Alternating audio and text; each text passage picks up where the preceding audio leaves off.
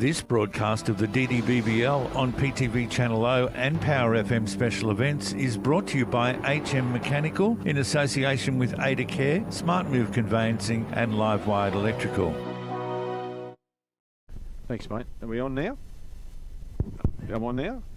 Welcome back, viewers, to PTV Channel O, or Channel 0. Channel O. I knew it. Get it sooner or later.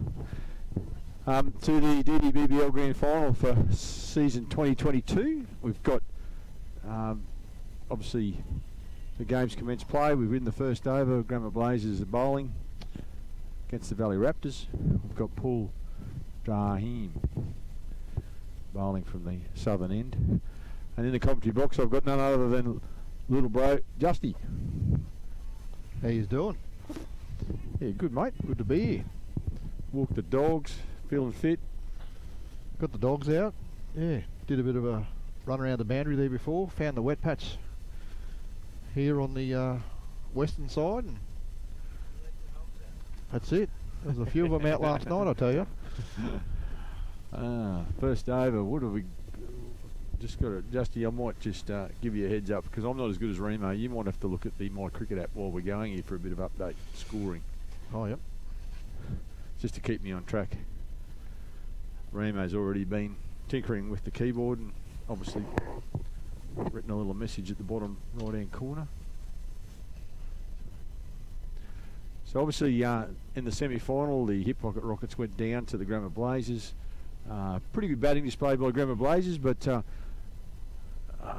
probably didn't get the runs they could have, you know, where they were at 1 for 111, motoring along off 11 overs, and they probably had nearly 200 in their sights. Unfortunately, didn't quite get there, but a good performance nonetheless. What do you reckon, Dust? I think it was. It looked like they'd made enough to put the pressure on the Rockets early. The Rockets didn't quite get early wickets there by the sounds of it, so they're a different team when they get early wickets. And they failed to do that in the semi-final today, and nonetheless, but there was a good chase in runs through the middle order there. So 3, 5, 1 for 5. Yep. Yeah, no. So we've got Big Jack Carter starting his account here for the Grammar Blazers. Bowled well in the semi.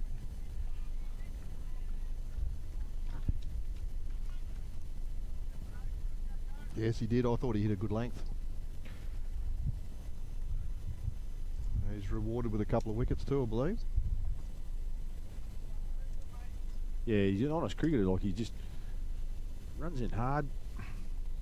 Remo's still got nightmares about him taking him away for Schaefer Shield or Bulls Masters, and unfortunately not playing him in the last game. Having to tell the big fella he was out was probably something that's been on Kent's mind ever since. It's a good view, great view from the camera work here today. Very impressed. Very nice. Yeah, if you're at home watching it on TV, that's an awesome view. There's a few families there up on the little hill. Now Big Jack coming in.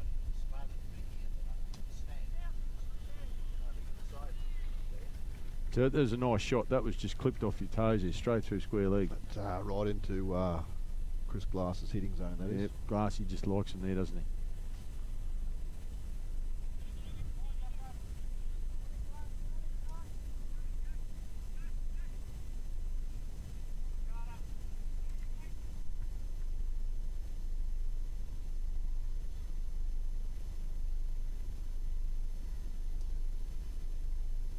So Big Jack coming in to get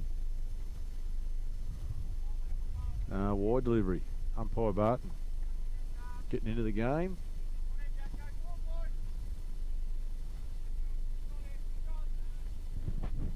Good umpire, Barter.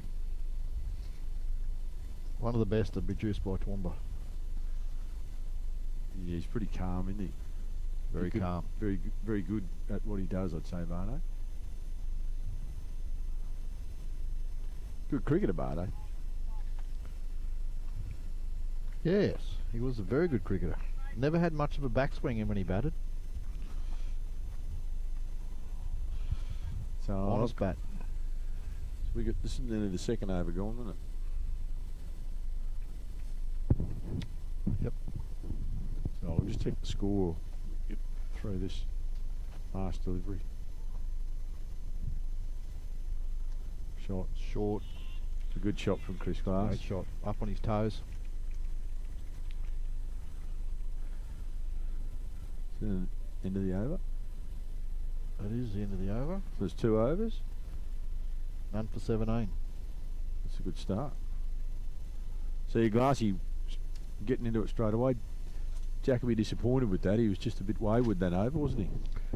Yeah, I think overcorrected there. He sort of straight on Glassy's pads and then tried to force him outside off, and Glass is all class at the moment. He was able to adapt and hit that ball very well. Yeah, Glassy's sort of making a bit of a fashion statement. He's supporting the long sleeves in that outfit. Obviously put some thought into how he wanted to look. Very blue.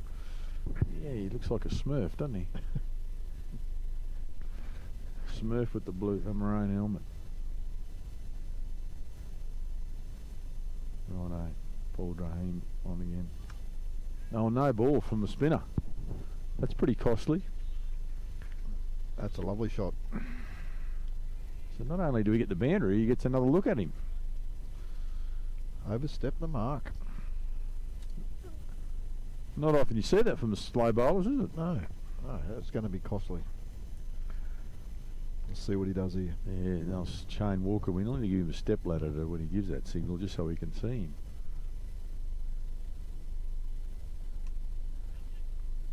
Oh, so they get it. I'll double it up here.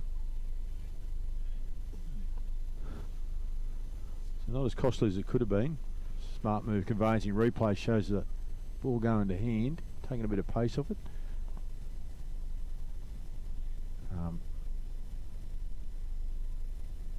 Score moves on to 23. That's out. Yes, into the safe midst of Troy Gursky. So good an outside edge. Smart move, complacing replay. I'll show. Just coming down the wicket here a little bit. Troy Gursky on the move. Walking in straight. Oh, look at that. Didn't have to move far, did he? No, safe hands. Good thing for Troy, they didn't have to move far. I try and hide these older guys in the field here and there, but we've just found out that you can't hide anyone in T20 cricket. Yeah, Troy electing to take the short third man position, thinking he was safe down there from any workload. So the first wicket down.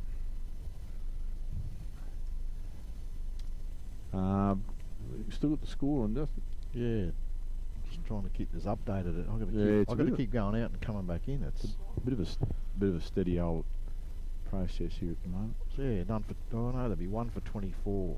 24. 2.1. Righto. 2.2.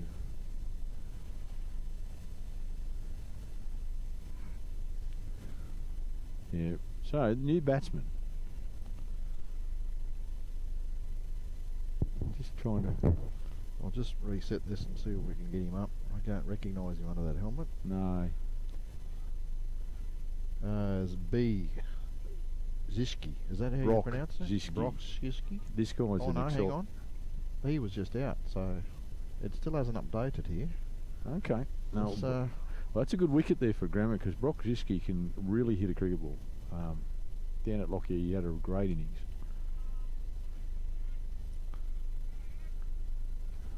So we've got I'm still waiting on this to getting the update. breakthrough. The ball pushed in the mid-wicket here and just fielded. Is that the evergreen Alex, Troy, Chris Welsh? So Welshie had a big role to play, getting a few wickets in that semi-final as well. Our current competition's leading wicket taker. Yes. New batsman's Jay Harrison. Okay. I think I've seen him have a hit down at Gatton too. He looks like a fairly tall young fella. So Chris Glass on strike at the moment. That's a solid shot straight. Good clean hit. Oh, double. Oh. Glassy was on his way back for the second there, but bit indecision.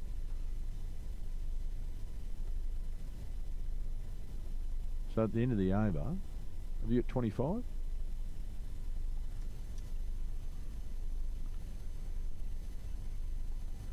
Off 3. Correct. So 1 for 25 off 3. Yep. So we're in the cosy commentary box. We've got shelter from the wind from both sides, courtesy of Barry. On your Baz. We've got the dogs. It's all happening. Russ, the cameraman. As the clouds get a bit heavier in the west. So let's hope they stay away for a little while. Cruiser, get out of it. Come on, back. So Jack Carty coming in again from the northern end. Dot ball. Yep, see it. She said the daughter trying to ring me on the phone. Just Oh, they do that.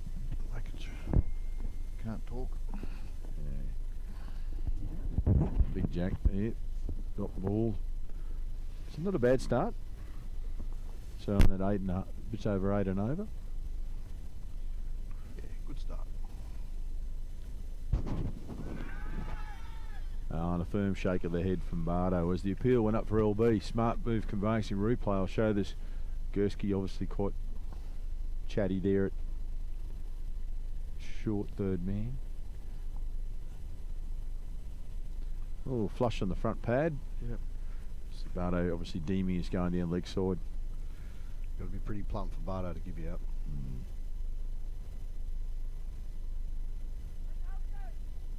Oh, opportunistic appeal from down here on the long on boundary.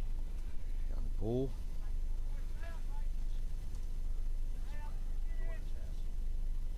Oh, is it underwater? Oh no. The barriers are showing us a photo of his daughter's house, which has now got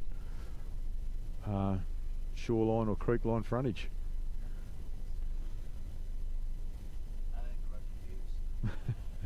Another dot ball here from Jack Carty, so better line this time from Jack.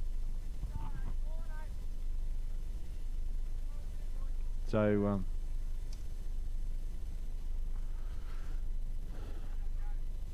now if the viewers, if Remo was here, he'd be asking all about these dogs, Justy, like he'd want to know all about them. You better tell the listeners about the two dogs in the commentary box.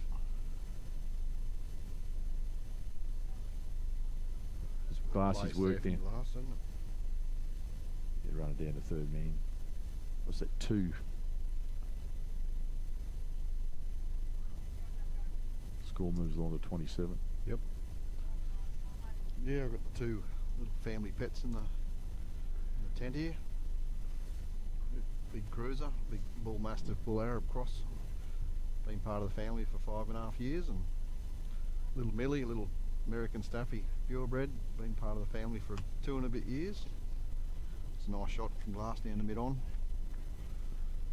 Looks like he's building into an innings here, Glass, nicely.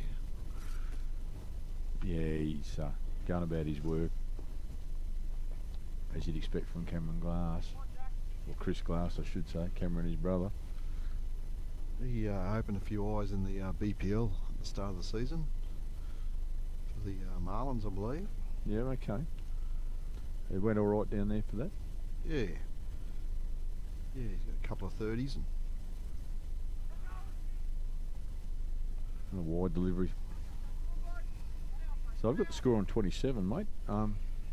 it's still locked. Oh no, we're at 30. 38. That's the total. One ball left in the over, I believe.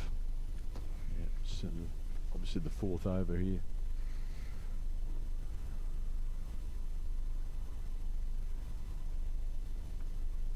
That's a good shot. That's a nice punch. Well fielded by Walshy there. Welshie. Oh, no knees Welsh. He's fielding. His teammates did do anything to help him out in the last game there, firing a few balls in from the 30-metre circle and bouncing them into his knees, so there was no love lost there. No, yeah, it was a clean hit too. We made comment of it. Actually, it sounded crisp. So I've got 30, mate, at the end of the over. 30. 1 for 30 or 4. Update to 31. 31. 31. I'll try and keep up with this. Trying to reset this as quick as we can. No, it's all right, mate. I'll just full drum continuing at the southern end. Oh, He bowled well in that semi-final game, and he's continuing to bowl well in the final here. yeah, he did a couple of good catches. Oh, you sure can. She's just keeping it warm for you. Now, down leg side, we've just got. Oh, it's a boundary. So we've obviously got a bit of wood on that. Score runs along to 35. Excuse me. It's a bit of a loose delivery down leg side, unfortunately, there for Drum. But Chris Glass just cashing in.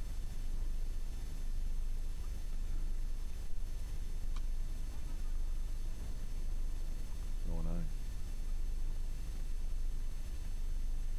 So the outfield today is running a lot different than yesterday, Dusty, with this. Yeah, I'd say even with the sprinklers that come on down in this western end, the outfield in general just seems to be running a little bit smoother. It was pulling up fairly quickly yesterday in the club game. Yeah, we've got Angus Rathy to thank for that. The ball just lofts out into mid-off. Yeah, no, Angus ran over his little home mower this morning at cricket height. It does look good.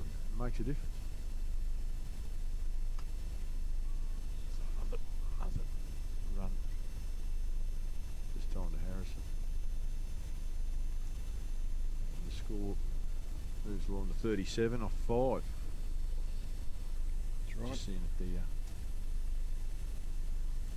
so solid start from the Raptors, but so as coach of the Adacare Aztecs, Dusty, what's your thoughts on the power play and what targets teams should be aiming for? I'm a big believer of teams trying to get off to an aggressive start, so I like the idea of taking the fight back to the bowlers. And power play time, I believe a fairly standard score should be around that 40 mark, I would have thought. If not better, if you can, for minimal wickets lost. So overall, I think this is a pretty good start. Yeah, I was sort of talking about it before about power play pars 45-50. We think somewhere in there.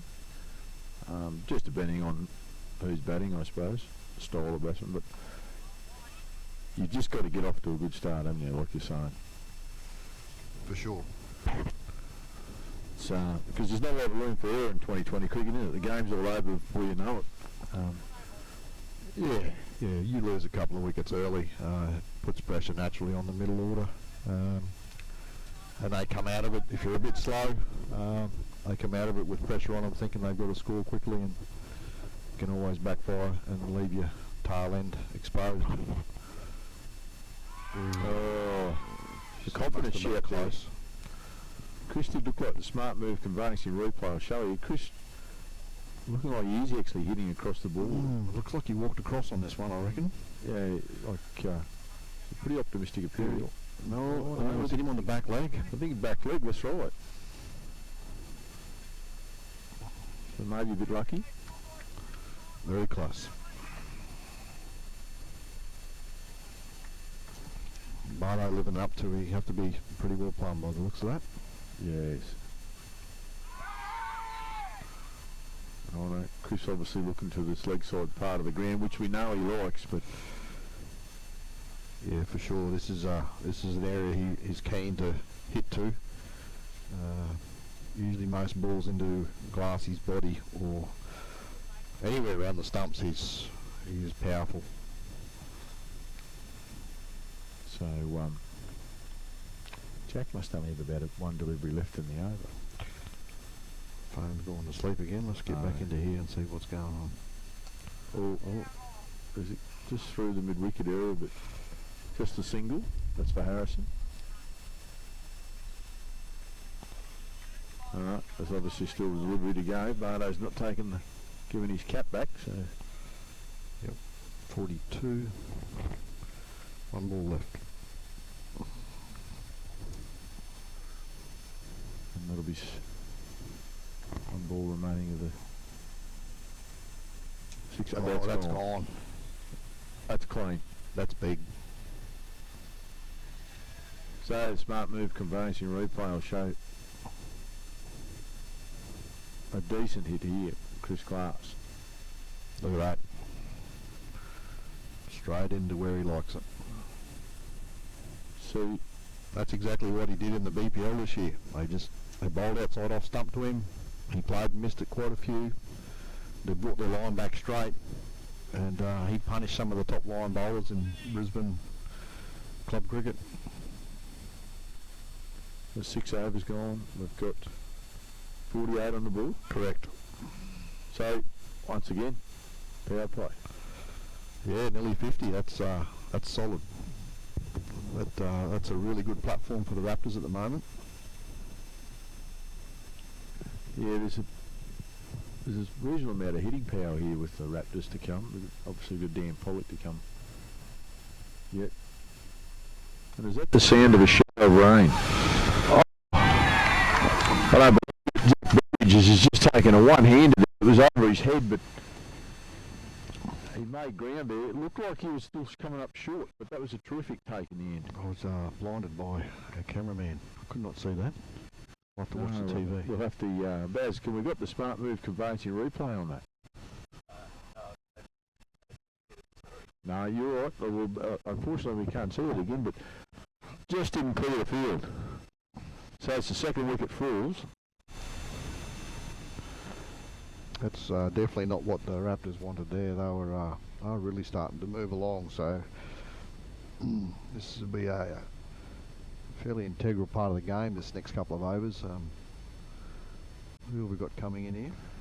So Chris O'Brien's just run out some gear to Chris Glass. This is going to be interesting. 2 maroon helmets. 2 maroon helmets. That's not Daniel Pollock, is it? No. No, I don't believe so. He's usually batting at 5. So just a quick score update. Just you got 48 on the board. Correct. 48, 2 for 48. This is the 7th over.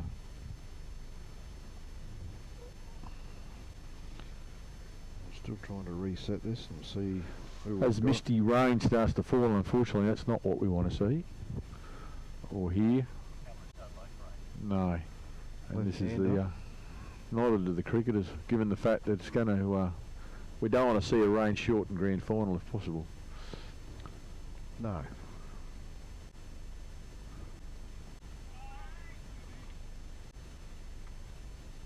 And Paul Drum there.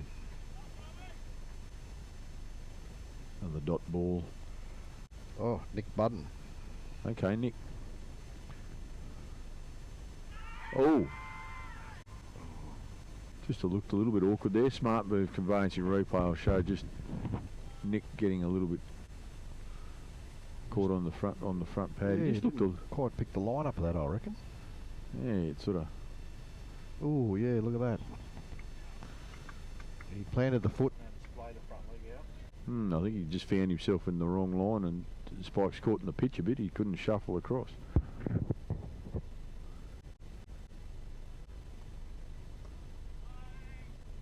Yeah, well bowled. A couple of dot balls, a little bit of pressure getting applied by the Grammar Blazers now. So.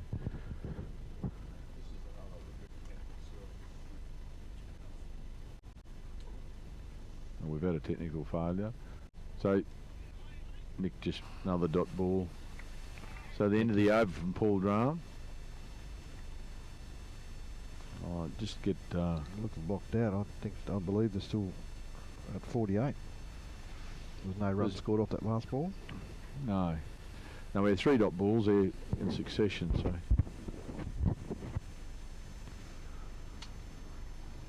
misty rain continuing, unfortunately. So young Now we've got... And Drams bowled his 4 overs, 2 for 20.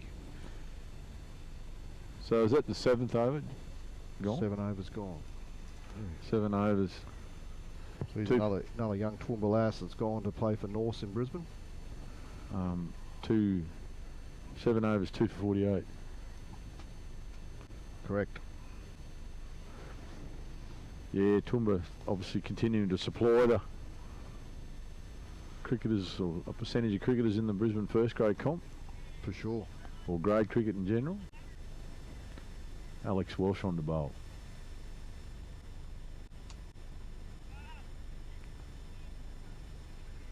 So Chris Class just punching that into cover for 1. This will be a good battle here. Yes, Walsh is obviously a thinking bowler. Leading wicket taker for the tournament.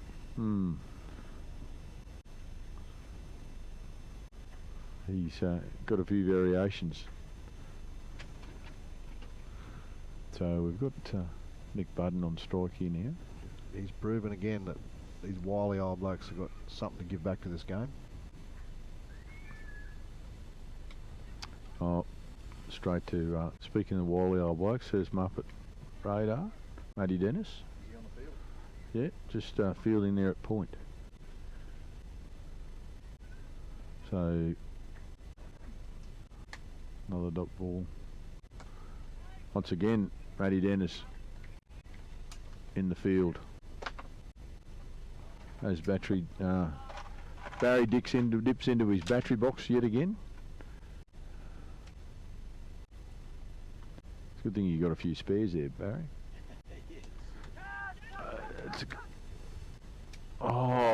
It's a good effort, great effort. Back on. But just fallen short of the fielder in the outfield there.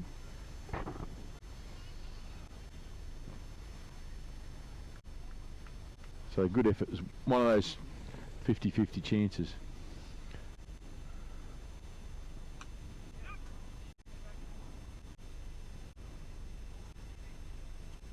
And the score, I believe, races along to 52. Yep. Is it right? One ball left. Yeah, Chris Glass on strike in here, so. Oh, so He's surprised it wasn't called a wide. It might have brushed something there. Dot ball to finish the over. So 8 overs gone, 252. Does it concur with my cricket? That is exactly what my cricket says.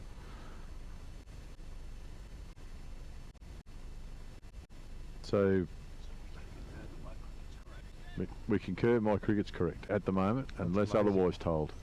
Not often happens. Yeah, Last was sitting on 29 off 27 balls. Just for your information, Dusty, we're actually going international. We've got viewers in Singapore today. Really? Baz was telling us we're going into 6 different countries, and we happen to know the viewers in Singapore. Just one Grant Spees. Grant Spees. So Speesy's lifted our international audience all on his own. Big cheerio to Speesy in Singapore. In Singapore, taking the time to listen in. This is young Mitch Small. Oh, first ball. Little glide down through third man for 4. Mitch Small's a young bowler from Warwick. Young, quick. He got a few wickets against the Aztecs over on Global Oval a couple of weeks ago. Livened a few guys up. Can't skid them on. He's got an explosive, like, delivery, hasn't he? He comes in, doesn't do a lot, and it's all at the crease, isn't it? It is. Powerful. And a good mullet to go with it. Yeah. It's fast bowling material, isn't it? As the rain tumbles down in October, I should say. Oh, look at that. There's a bit of nip One there. bounce, one in. Yeah, I'd imagine on a pitch that was doing a little bit there, he'd be quite a handful. Just he bowls a heavy ball. He does. It's good to see these young guys from around Warwick coming into town here and playing in this comp. We'd like to see more of it. The young guys around the place that can hold their own with the bat and ball. We'd love to see them nominate for this comp. Well, it was, yeah, certainly designed with some of that in mind with the drafting process, with the country pickup. So it's 4-leg boys. 4-leg boys, yep.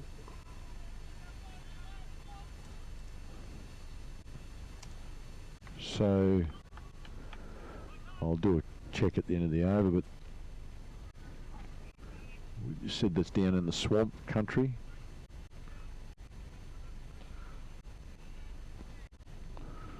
And the rain sort of just being annoying here at the moment. It is. Oh. So last gesturing for a single there, but the non-striker was backing up. I reckon that was an easy single. That's exactly right. Well, you've got to be on your toes, haven't you, with this sort of form of cricket. Take everything you can get. Last ball of the over here. Okay.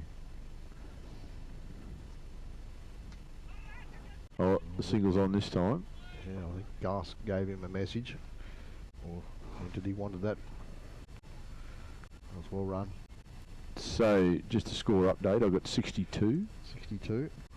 Off 9 overs. Yep. So the Valley Raptors 2 for 62 off 9. Shower range is getting a little bit heavier, which is not a good sign. We don't want that. So, just going through, obviously going to need some covers potentially. Do we just put the umbrellas up over the cameras or cover them in plastic bags? Yeah, we might have to.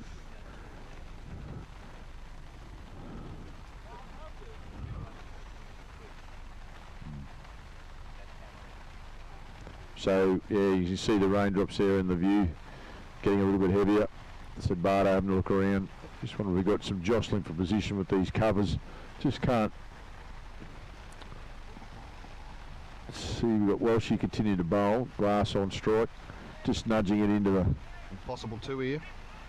Oh. Oh, there. Oh. So, a distinct call of no there from Chris Glass. Obviously, not comfortable with the 2 option. Zach Beveridge just slightly missing his mark with that throw. A bit disappointed himself. Yeah. So, Alex Ross continuing here. Nick Budden. Oh. Nasty bounce. So at that point, we're going to need to get some purchase on this ball. Welshie's sort of doing his best to try and keep it dry there. I see the gator here, or I hear the gator behind us, so there's obviously some movement around the covers. The ball looks like it's skidding straight on. Yeah, it is. The outfield's heavy at best, isn't it? So this is a bit of a disruption potentially coming here, unfortunately. Just need to continue on, I suppose, until the umpires decide differently. Nick Budden. Quite got that. Oh, that's out. That's a good catch. That's Paul Graham. Yep. He's taken at least 3 catches today. Good set of hands. Does Nick? It wouldn't have been all that easy. That ball would have been slippery. Yeah, and he just didn't quite get on it, did he? Like, not got all of it, and only part of it. Unfortunately, but so Barry's out doing a bit of camera manoeuvring and jostling for position. So, just a score update, Justin. I've got 3 for, is it 63? 65. 65, yeah.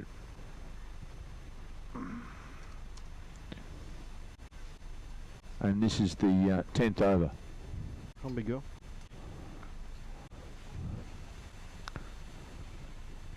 So we've got.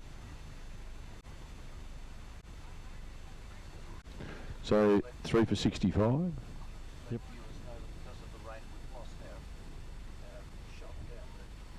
Oh, okay. So Barry just informs me that unfortunately due to the rain and the wet weather, we've had to stop viewing from one camera, unfortunately, which was a terrific camera angle. Oh. So we've just got. Oh. That's I reckon that's Smart move conveying back leg there. Yeah. Let's have a look at this replay. Yeah, the replay from Smart Move Conveyancing looked. It's hit him on the front leg. On the front pad. Oh. Chris Glass and Paul Barton, umpire Paul Barton, taking his time there to put the finger up, but we all know Bardo doesn't give them unless there's plum. So Alex Walsh just sneaking one past Chris Glass's bat. Obviously there's not much side turn there, they're just going straight on. And it's 4 down. The dangerous wicket of Chris Glass. It's a big wicket. So we've got 4 for 65. 65. Scores remains the same. And the new batsman is. The new batsman is. Let's see if we can get this to reset. Daniel Pollock. Daniel Pollock. So Dan Pollock plays a little bit of rep cricket for the Downs. Just recently been away to Cairns with the Bulls Masters. Has sort of developed into a bit of a rep cricketer of note. Justy from the area? Yeah, he had a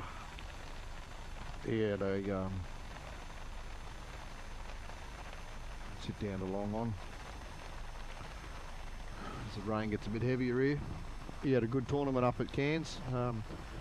Our overall team results weren't the best, but there was a couple of good individual performances here and there, and he held together our middle order on a couple of occasions up there, and proved that he could hit a fairly solid ball. So we've got Daniel Pollock, and it looks like that Liam Brown. And Zach Beveridge is on the bowl. So Brownie obviously sporting the white sleeves.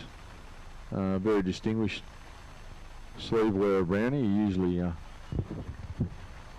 takes in the skins. Yeah, always looking for the best dressed award, Liam Brown. Yeah, it's challenging for Mr. Cricket.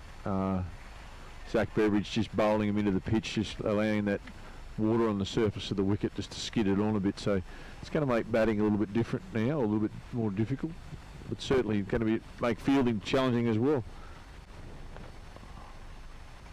Oh, leading edge there, so another single through.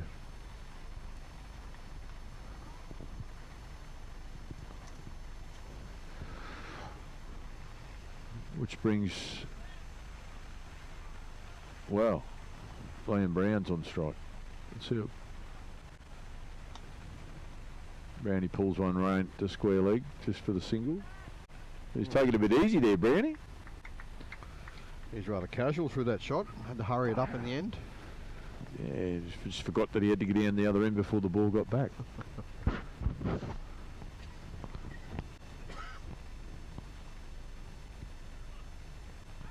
Oh, just past the outside edge.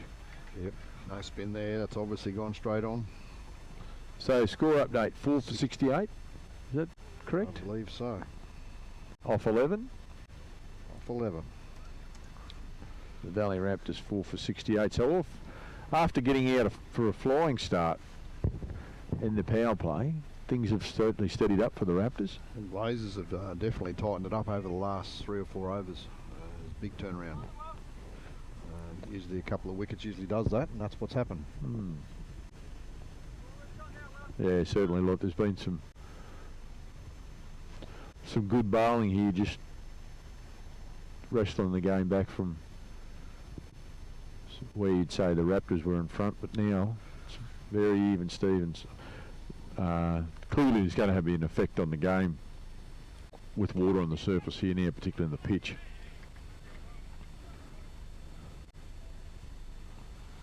as you're saying before, it's going to take a bit of that sideways movement probably out of it. Welshie bowling dot balls here. Let go. Liam Brown suggesting that was slightly wide. Yes. High Barton having none of it. None of it. Yeah, nothing to do with it. He's thrown that up. That's a nice sweep shot. It is a nice sweep shot, and it's gone all the way for 4.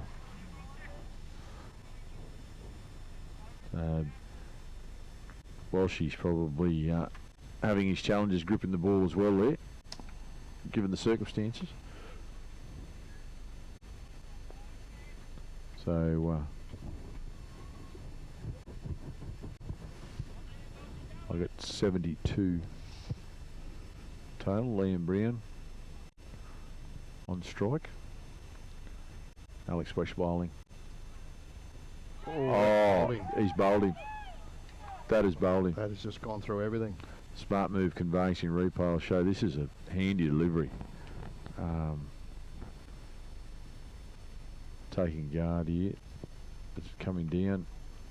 Oh, just playing. Clipping off stump. Yeah, you don't get much better than that, do you? Just taking the top of off. That's a quality delivery. Alex Welsh doing it again. Yes, he's showed consistent form through the whole series with his bowling and proving being leading wicket taker through the whole series. He's stepping up to the mark for the final 2. So that's 5 down. 5 for 72. 5 for 73. 5 for 73. So 73 the score. 2 balls to come, I believe. And this would be the 12th over, wouldn't it? So Liam Brown just showing being the best dressed. It doesn't help you when the ball comes off like that. No, you can dress. You could be wearing a Mitchell & Mann outfit. It wouldn't matter. I think Brownie'd more go for a 2-2. I thought a dinner jacket like 007. So 5 for 73. Looks like we've got the reserve commentary team. We're bringing the big guns in. Yeah, the big guns sitting outside. Reamers and O'Brien. So it's that yellow helmet. That's usually a Shanley Neuendorf, isn't it? Oh, yes, it'd have to be. It looks like a Neuendorf. Alex Walsh. Neuendorf punching into the covers for 1.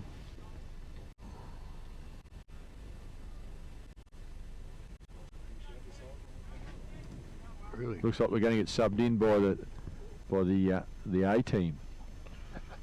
We're just getting wound up too. Ian O'Brien, Kent Reamers. Mr. Toyota himself. If you come in here, the dogs stay here apparently.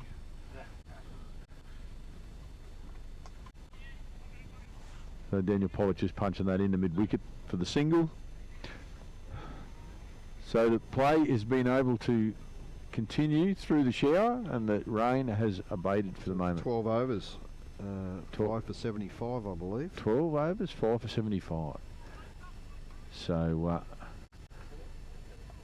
and we're relieved in the commentary duties by none other than Mr. Kent Reamers and Mr. Ian O'Brien.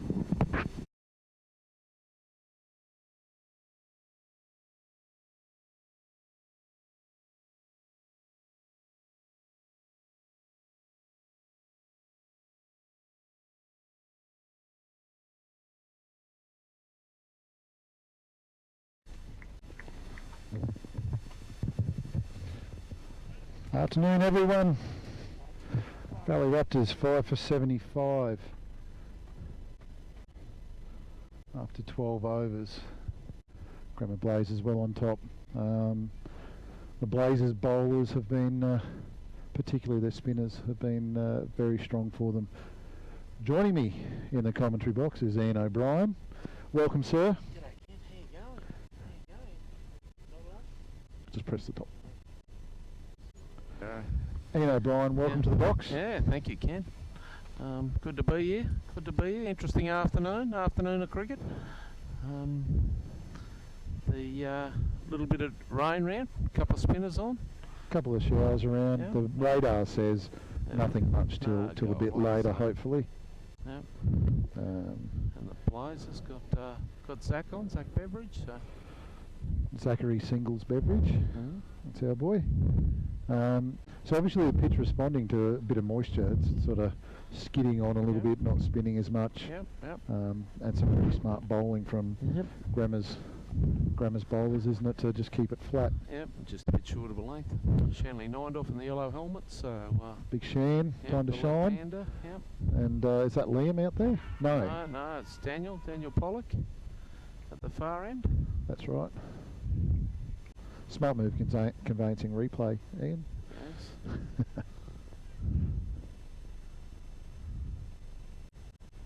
Now, tell me, how did the Lockie Valley team do in the Ipswich competition yesterday? Yes, they played the Blue Dogs yesterday. Oh, right. Yeah, so they're playing 2-day cricket. So they're probably oh dear. There's a run out in. So some great fielding by Alex Welsh. He's picked it up and flicked it back in, and some terrific fielding, and the boys. Importantly, just made sure of it, didn't he? Didn't overplay his hand. Made sure he bounced it in. Shanley looking a little confused as to what happened there, whereas I say no run ever there, Shanley. Yeah. And the veteran Alex Welsh grabs it. So one of your people running out one of your people. Yeah. That's exactly right. So Shanley plays for the Blue Dogs in Laidley, and of course Alex is the captain with his gold cap on. That's it, leading wicket taker, scoring runs this morning, affecting run-outs. He's got it all going on. Yeah, he has, yeah. It's, very settled, like a bounced, skidding bounce coming in. Keeper did well, and umpire didn't have to do too much there. So what are we now? 6 for 75. 6 for 76. 6 for 76. Away. Thanks. What else is news down in the Valley, Ian? Well, as you said, the Valley Vikings are playing in the Ipswich competition now. How'd they go yesterday? Yeah. So they're playing Laidley, and Laidley are 212, 2-day game. Yep. So actually, Alex Welsh held them together yesterday. So 212, they're pretty happy with it. So they can bat next week. I think about 8 down. Right. So, but it's exciting for them. Don't know whether it's totally helped the local competition, but it's exciting that. It's always the way, isn't it? Yeah, it is. There's no doubt. It's the hardest thing to know. You want to develop the players in your area, but when they move to different competitions or play Brisbane cricket, you're obviously weak in your own comp. And you're going to lose them anyway. So in general, I think of them, the 9 out of the local competition. So virtually 3 out of each of the, the better first grade sides. Yep. And but Lenny Martin's coaching them, of course, and that's probably going to give him a bit of professionalism. Graham Bickle. Yep. And Graham Bickle's hanging around there. So where's Graham Bickle sitting, the Bickle clan? Yeah. So Graham's actually he's an off spinner, played for Laidley for many years. Yep. So Graham's in the over 60s Queensland side. So he's still actively involved. He's a local builder in Laidley and does a bit of work around the place. He's been there forever. What relation is he to Andy? Yeah, he's a cousin. He's a cousin. Yeah, so he's a bit older. So Graham would be early 60s now. So but still fit and being a builder. Yep. Well taken run by Daniel Pollock, and that's Harry Dillon's made his way to the crease. Good to see Harry getting a. I know it's not high up the order, but good to see him getting a chance. He's can muck a ball. Yeah, been very good for us. He's done exactly what's needed. Ken, he's bowled well. He's actually batted low a couple of times, which has assisted. Has an A-grade century here in Toowoomba. Does he? Yeah. Lovely guy. I had met Harry before we picked him, but certainly a lovely fella. Yes, very nice guy, very good bowler as well. Yeah. Probably going to need him to bowl well this afternoon. So Yeah, you guys are in a bit of a pickle here. yeah, conditions of be interested to see how they change in the next half an hour. Daniel's been good for us. Daniel Pollock, he's made runs at every attempt. So hopefully he can just settle down and get keep a partner, and then can launch a couple around the grounds. Yep. Yeah, it's a funny little spot right now, isn't it? You got to you don't want to lose more wickets, so you got to be a little bit careful. But if you don't keep the runs ticking over, you're going to amble your way to not much of a total. Yeah, not wrong. So be interested to see how Rex Tooley goes again this afternoon. So And he's had a good weekend. He scored 80 on Saturday. I was just talking to his father up there, Steve. So so my dad was worked for Shell, or moved from the bank to Shell, and Rex's grandfather is Des. He actually employed Dad. Yeah, so there, that's that long ago. Small world. Yeah, it is. All right, so Golden Arm Welsh bowling to Harry Dillon. Tell you what, did Welshie try and spin that one? As well, she spun too many in his life. I'm not saying that. Yeah, it just looked as though he may have tried to spin that one. Yeah, he just he's throwing them up. He's just short of a length. An experienced campaigner, of Crafty. course. Yes, and actually, he's been the shining light for the Grammar boys. You know, he's a leader on the field. There's no doubt about that. And his bowling's been exceptional, and his batting. Yeah, no, he's had a good tournament for sure. Lives down in Gatton now. Built a new house. Oh, down did in he? Gatton, yeah. So he still works up here in Toowoomba though. still works up here for FX, and then we do a fair bit of business with Alex, of course. He's sort of like their brochures and printers mainly we do. So he provides your printer, and oh right. you know you Can't pay you just email people everything now? Yeah. Sounds easy, but he's we've dealt with Alex for many years, and he's very professional off the cricket field. So And on it. And on it. Yeah. And what's new in the world of Toyota and Mitsubishi? Can we get cars through at the moment? Oh, they're Is stock flowing? stock's a little bit of an issue at the Still an moment. issue? So Has been for a long time, hasn't has it? been, yeah. So the just certain parts of the world are probably there's a where we get all the components from. So of course everyone talks about the the microchips, which are an issue, but things like door handles and getting guards and seats and all those, a lot come from or mechanical components. Geez, bad luck. That was unlucky. Or good fielding. Some come from various different parts of the world. So Taiwan and Vietnam have been an issue. India, Okay. they've had a bit of couple upheavals, but looks as though probably another 12 or 18 months before we get on top of it. But And is the new RAV still the best-selling vehicle? number one selling car, yes, the hybrid RAV. So I have a Hard to question. get. As you Yeah. know, I had a hybrid RAV. I Yes. was bringing it to Lockie Valley Toyota Yes, for servicing when it was Yes. in my possession. yes. The fuel economy. So out of my Nissan Jualas, I get 500 kilometres to a Yeah. tank of fuel. Yes.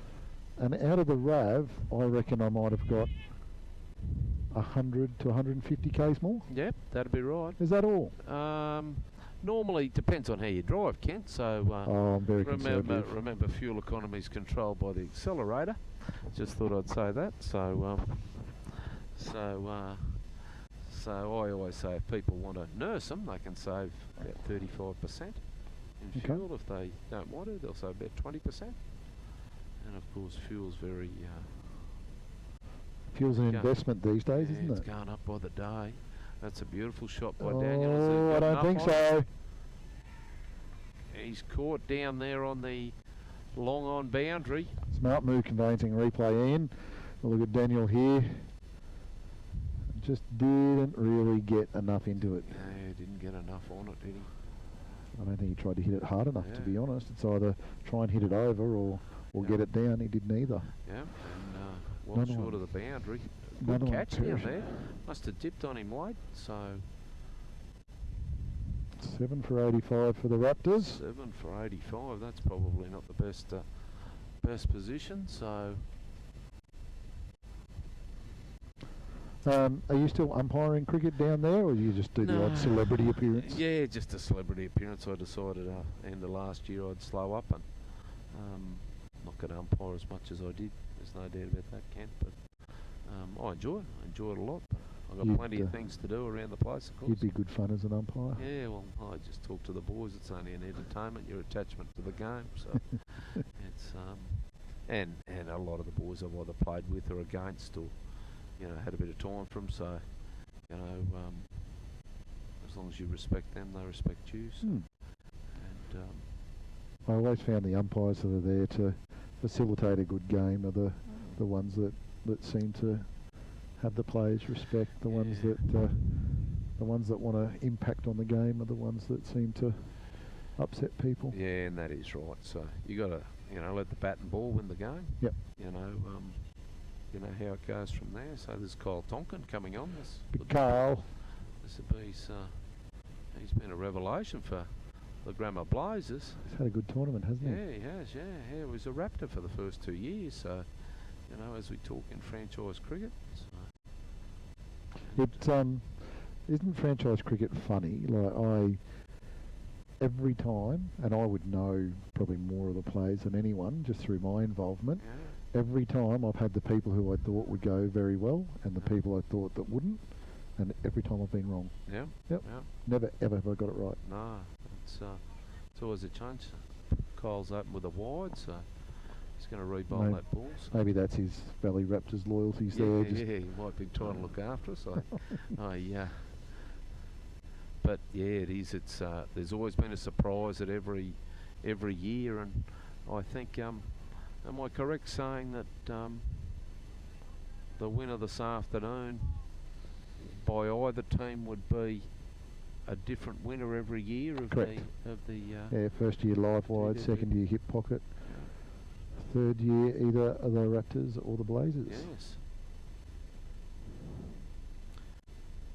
It's a fine line though. You think you've selected a good team, and like what happened to Adacare this year, your number one pick goes down with an ACL injury, and all of a sudden everything's thrown into turmoil. Yes. That come through as a leg bye or a? I assumed a wide. I thought it was a slow ball wide, Ian. And so young Christopher O'Brien, any movement on the white helmet, or is he still rocking he's that? Stay in the white helmet. He's a bit like Shanley Nindoff wants to Shanley in his yellow helmet. So he don't know why. He probably thought he'd just have something different. I've asked if I could put a K78 cricket coaching sticker on it, and he won't quite let me. No, he's just like his father. He might want cantankerous. He might want some royalty rights. So Kyle seems to be back on the bowling full and straight.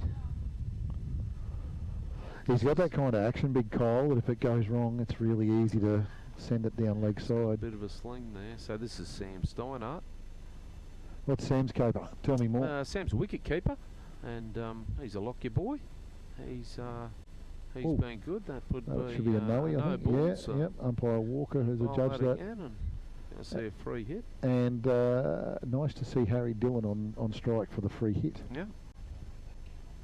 Yeah, thank you. So there goes the free hit from the umpire. Have you noticed, Ian, the microphone? It almost feels as though one of us needs to break out into a tune. Yeah. Do you want to take control of the mic? No. I haven't had enough. I hadn't had enough to drink yet, Ken. So, but we can get something over in the. Well, that was something later on. So here's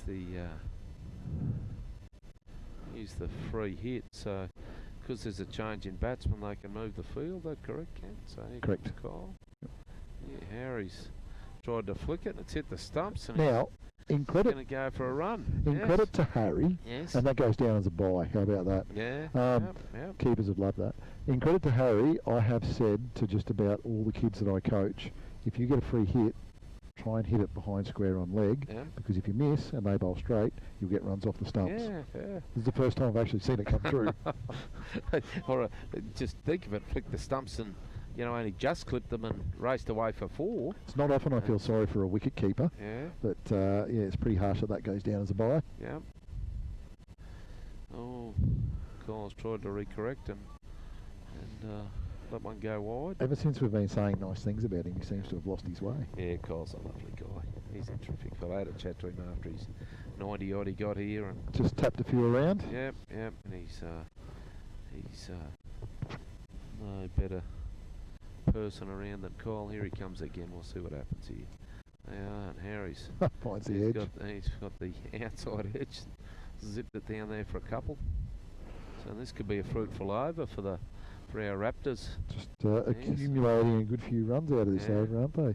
Just a quick shout out to my wife Kelly, sending me encouraging messages while I'm on the microphone. Okay.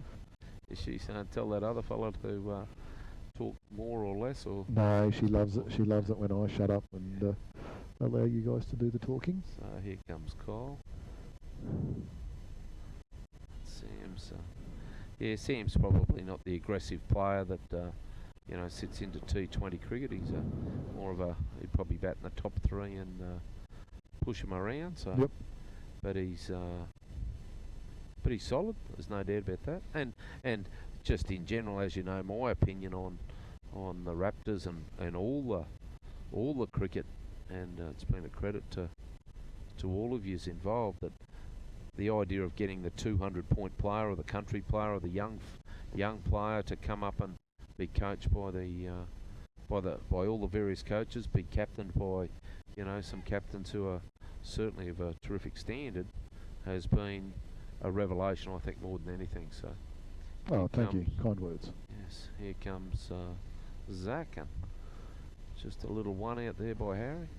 Yeah, and that's. At the end of the day, it is a great concept and what we do from here, but really at the end of the day, it's to make cricket better. I think it probably has. And I think, we got the fellas out of the Lockyer, sometimes in the lower order, but always had a point, Lance and I, that we've got to try and get that Lockyer cricket up, because, we need to promote this terrific sport. Yes. That's the be-all and end-all, isn't it? You want people playing cricket, enjoying cricket. And I said earlier in the other game that one of our primary focuses for this tournament was to provide good quality cricket to people without them having to pay. Well, we've been able to secure enough sponsorship, so it's been a free ride for them. But yeah, it's pretty important that guys get to just play cricket and enjoy cricket, and money not be one of the overriding or overarching issues. And that's why, very lucky to have, Murdoch Lawyers and, Hastings Deerings and all those people. Here's a chance for 2. The boys are going to. Well run.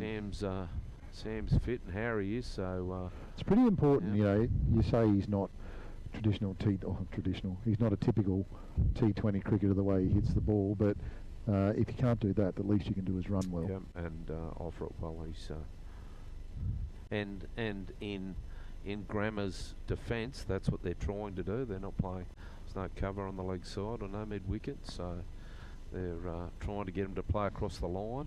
Here goes Harry. Oi. I think he might have got a hold of that. A young fella out on the boundary, That is standing 6, clear of yeah, that. So they'll need to. Really valuable runs here. Yeah, not wrong. And as I say, Harry has been he's been great for us the whole time. So Really showing his worth. So the rain's given way to more sunshine. yeah, more sunshine. So that's good for the afternoon. There's no doubt about that. So this is the last ball, the 17th over. So 107. So 3 more to go. Let's see what Harry does here. He's going to keep the strike, I think. even look, if you guys can eke out another 30 here, get yourself close to 140. It's game on, isn't it? And the wicket's probably not going to be easy to bat on. Nope. You know, and as I said to you earlier, that the scores in this particular DDBBL have been a lot higher than the first 2 years. So other than probably the first week, which everyone was probably a little scratchy, or the she got a hold of them. And yeah, it was really only that got one game, because in the other games there was lots of runs scored. Maybe that pitch wasn't as good as the other pitch that had 2 games on it. Kyle bowling another over. Kyle Tonkin. Back on, to Harry. So Harry's moved to. Here he goes. Harry advances, whacks it out through. Oh, what a piece of fielding! That is quality. Cut that down to 2. Smart move, conveyancing, replay. Harry lashes this through mid-wicket. And look at this for a piece of fielding. Horizontal. Terrific. Who would that be out there on the fence? That's a very good question. Here it is again. Here it comes. Harry's he's testing. It's over. That one's not going to get stopped. Can't get it this time. So 4 valuable runs. So Harry moves now to 19. Doing a really good job. He is doing a terrific job. Great to see the sun out. So how do you think it'll be? The Grammar Blazers, of course, they might be getting the boys might be a touch tired. It's only 40 overs this morning they had. But how do you think they'll go late this afternoon batting? Would it be in your experience, been an advantage to have played this morning, or? Oh, I don't think it's an advantage. Well played what again. A terrific shot. He's flicked around. He's flicked that. Won't get a boundary for it, but he'll get 2. Get 2, yeah. But that's look at that for T20 cricket. He's just casually walked across the line. No crazy movements or anything like that. Like I tell a lot of people that I coach, just stay balanced, and he can play the ramp shot and do it balanced, and he does it easy. As far as batting this afternoon goes, I think in isolation you'd sit there and say, well, it's only. Harry just takes another single. There it is, Zach. He hits him. There's a deflection. He's not out. And they don't take it. Overthrow. Yeah, so in isolation you'd say there shouldn't be a problem playing 80 overs in a day, but throw on top, a lot of these guys have probably played yesterday as well. Right. So yeah, fatigue might come into it. As you saw in the first game, probably a bit of scoreboard pressure. Yep. Yeah, right. Oh. Sam's That's costly. It's got down. It's going to be a wide. Down there, so. Leg buys that leg time. By, so 2 down there, so. So I think by Kyle's standards, he wouldn't be overly happy with the spell he's given here. Just been a little bit erratic, and this has probably been the one thing about his bowling in the past that has been his greatest issue. Yes. Because Steinhardt takes a single. Single down here, and that'll be end of the 18. Over the end of the over, so 120 for 7. And if you look at Kyle, he's he's an athletic fellow. He's a specimen. Yes, he's a good-looking rooster, as I'd say. Is that okay to say those things? So, I mean, Tony was swearing before, so okay. If you're calling Kyle a good-looking rooster, you go for your life. So, he's got that chiselled. Yeah, thank you. That chiselled chin, Kyle. He has. So, here he comes on. So there's a local boy from down at Gatton. This is Mitchell Small. He's enjoyed himself, Mitch. Yeah, and he jumped into it. And it's funny, he plays for Forest Hill down there, and what has happened is I heard on the boys Troy Gursky saying, he came in and Mitch was the country pick. Yep. And he came in one of the games and knocked over the 2 trumps. So he might be a bit of a skidder here. So this will be interesting.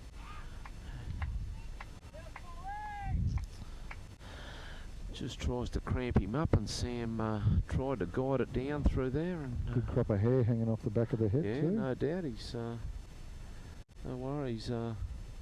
His father and all the Smalls were a terrific football family from the Warwick region. Here he goes. That's short. That's going to go the Sam's got journey. a hold of it, and he's got this one. He's flicked it over for 6.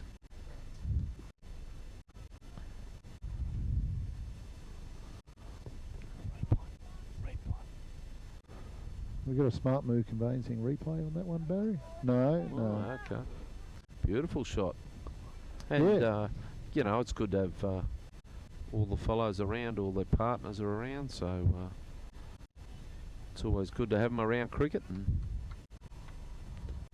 especially when you go well. Yep, not wrong. And here's where Mitchell comes back from here. This will be interesting. Here he goes short again, and I don't think that's Sam a smart thing to do. just hit him probably 20 metres further this time. So, that's geez, what? I could be proven wrong here, Kent. But smart move conveyancing replay, Ian.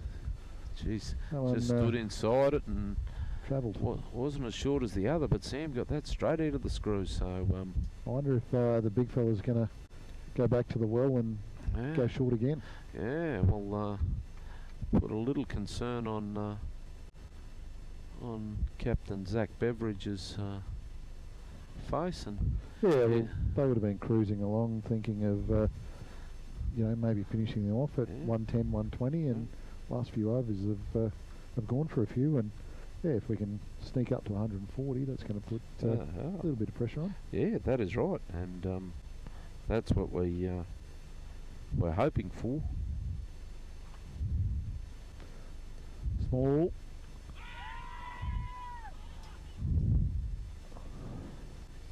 Just probably a can I say an appeal in anger there. Frustration, maybe. Yeah. So oh well, I was saying anger. He just got hit for 2 6s. So score moves to 133. We'll see how Harry handles this. He's watched it. Oh, he's clipped a little drive on the inside. And that's gone away for 4 as well. The wagon wheel will look as though it's just stepped inside and popped that down the boundary. Yes. Take every one of them. It's not an oil painting, is it? No, you bought a bat and you paid so much for it, you might as well use every piece of it. That's it. That's it. It's great to see plenty of Blue Dog Sports bats getting around out here too. Yeah, supporting the local boys from Laidley. Yeah, terrific guys. Here's Mitchell again. Here's Harry. He's stepped away, and they're going to get a single, just a single. Harry just hanging on to the strike. Yeah. 19th over done, 138. So that's probably a bit better than thought. Yeah, the Chris and Anthony Wilson down there at Blue Dogs, and of course ably assisted by Harry Wood. Harry Wood and young Kevin Arnold. Yeah, I don't know Kevin, so no, Jared Adamski. Jared Adamski. Okay. Looks like Kevin Arnold. Yeah, okay. Sorry about that. So the Adamski family from down there. So he's in one of the, the junior high grade sides, isn't he? So yeah. He had a pretty good BPL, and that's good. I think he plays tabs he's too old for tabs, I think. And did I see under 19s for Ipswich Hornets? That's good. I see yesterday Harry got 100, I see. Oh, did he? About time. Yeah, he got run out after it, I think I saw. So if you're listening, Harold, just a cheer out to him. Here, Cole's come on, and Harry's tried to flick it round. Can we get a replay on that, Baz? Yeah. So this is interesting. This is the new rule being implemented. Harry took his stance there, then moved inside. Yes. And the umpire's saying that ball, while it was down leg side, was still in your original line. So if it's not outside the marker there, no, not outside his original line. So here's Harry's. Oh, he's got back at him, and he's bowled him. Smart move, conveyancing replay, and Harry, he's done a fantastic job. He has. Advancing down the wicket. And that one just slides through and just clips the top of off stump. Top of off stump. Perfect for a bowler. So But credit to Harry. You know, we talked that it'd be fantastic if you guys could get somewhere towards 140, keeps you in the game, and Yes. he's done a fine job to get you there. So he's got 20 odd off about 19 balls, so he's done the job. With That's 2 4s and a 6, as we saw. So That's a good job under pressure. yeah, it is. And this would Number 12. number 12. This would Come on, Ian. this is Hayden Campbell coming out. So Oh, really? yeah. Are you no, sure? I'm just checking. No. Oh, Looks a bit the bulky. jigs just come out. The jigs come out. This is Josh Reisenleiter. Oh. So I couldn't see him off-spinner. under the the red head under the green helmet. So but he's got a famous little jig he does here. He's if you've ever thought about Steve Smith and Marcus Labuschagne as umpiring to him, you'll see he's got more touches on anything than out from there. So We used to have David Orange in town doing that. Oh, that looked fairly... Yeah, push one out for one to give Sam a bit of strike. So Josh is actually Josh's family's been involved in cricket for many years. He's a Reisenleiter, so his father was father and grandfather, and he's got uncles and nephews. They're all very good cricketers of A-grade stature, including the Janky boys. So Jared and Rowan, I better say it in that way. Well bowled by Kyle Tonkin. Kyle, yeah. Walker. So Sam's probably got to think he's going to have to flick one here somewhere. So but Kyle's got the radar back on now. So Well, even with the angle that Kyle bowls at with that inverted wrist, if you had to go somewhere, you'd be stepping inside him, wouldn't you? yeah, let's see what happens. Sam's come. He's Well played. oh, he's come on out. He's got down to the. Oh, it's not going to get 4, but I'll get a couple down there. This is important. You know, you got a few tail enders in. If they can at least just be scoring off balls, as opposed to they mightn't be able to plunder boundaries, but if they can at least just keep runs happening and not get dot balls, that's when they'll go okay. Yeah, yeah, spot on, Ken. And this is important, this last over. If they can get a bit of momentum. If one thing I've seen in franchise cricket is Sam, he's put one out. Here's a chance for a run out. Oh, and an overthrow. So, Cricket. what I have seen in the cricket is if you're getting those last couple of overs and you get a bit of momentum, you can actually bring the boys out for the first couple of overs. But that's an end to the innings. And 143, would that be right? Yep, 8 for 143. 8 for 143, and Sam would finish on. Sammy Steiner would finish on about 23. At 7 for 85, Yeah. it wasn't looking pretty. No. Yeah, credit to the tail of the Raptors for Yep. scraping together what Yep. might prove to be a competitive score. And that's spot on. And sometimes I see in this cricket that it's not the 500-point player and the 400s. It's sometimes the 200s that can just get on top Scrap and keep you in the game. That's right, and can be better. And they're going to be better cricketers out of it. There's no doubt about that. So, but anyway,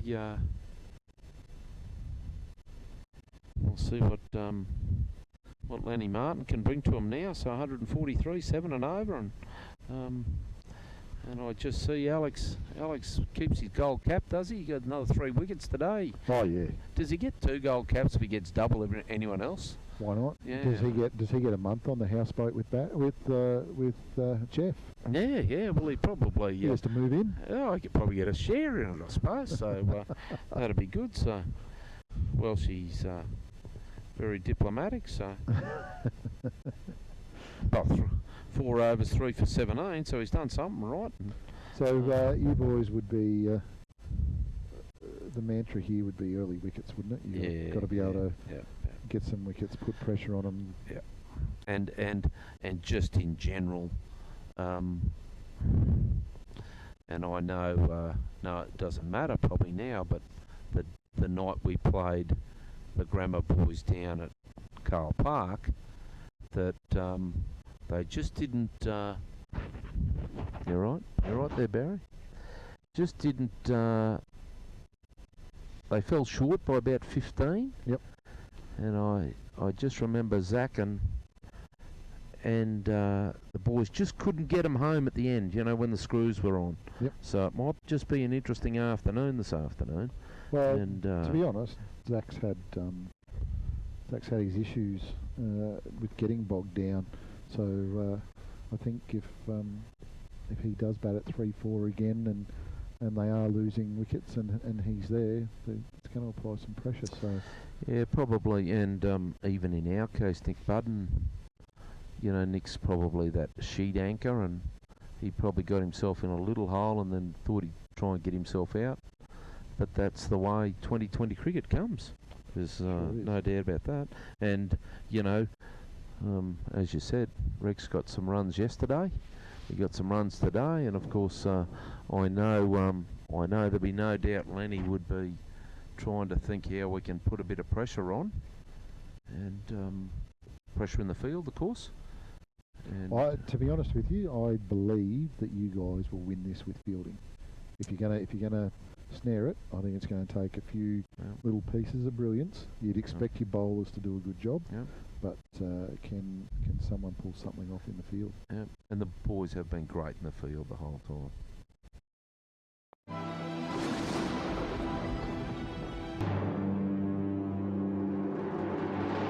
Whether you're a classic car enthusiast, own a high-performance vehicle, or you want your everyday drive or bike looked after, HM Mechanical has all your mechanical needs covered. From repairs and servicing, restorations, tune-ups and roadworthy certificates, you'll get honest, reliable and affordable service from HM Mechanical. They're located at 509 South Street, Toowoomba. Call them on 4632-8288 or find them on the web at hmmechanical.com.au. Book your pride and joy in with HM Mechanical and experience peace of mind motoring. DDBBL is a locally owned family business that supplies and hires out healthcare equipment and mobility aids all across the Darling Downs, Lockyer Valley, Ipswich and Western Queensland regions.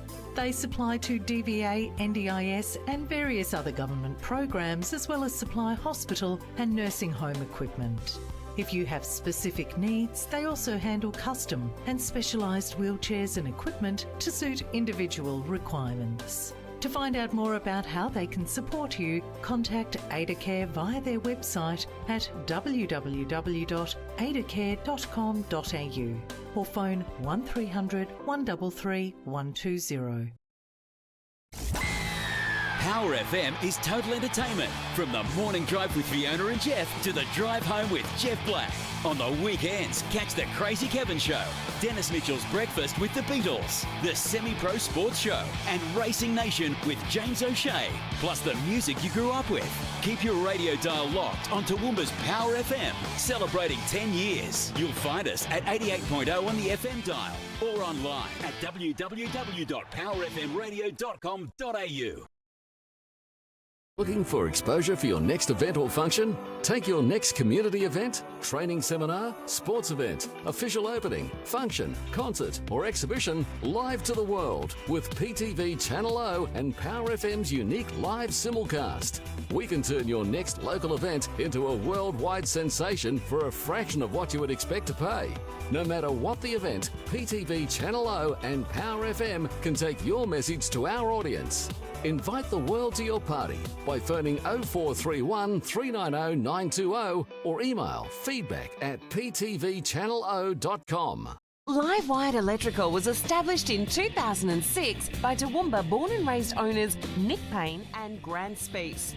Over the past 15 years, Live Wired Electrical has grown to be one of the largest and most esteemed electrical companies, servicing Toowoomba and the surrounding areas.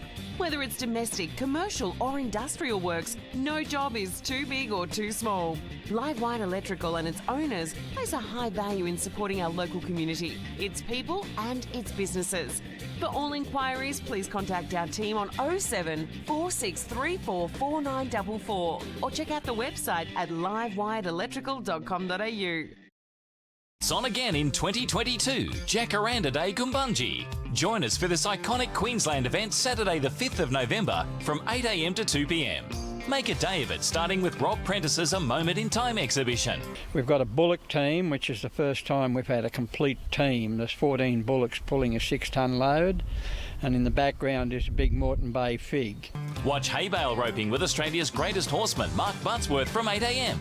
Step back in time at the standing display of working and static steam engines and machinery, and enjoy the parade of classic cars and vehicles along with community groups from 10:30 a.m. Can't get there in person? No worries. The parade will be streamed live and free on PTV Channel O. For more information, contact Denise on 0419 736 493 or visit the Jacaranda Day Gumbunji Facebook page. Thank you, Barry. Viewers, welcome back.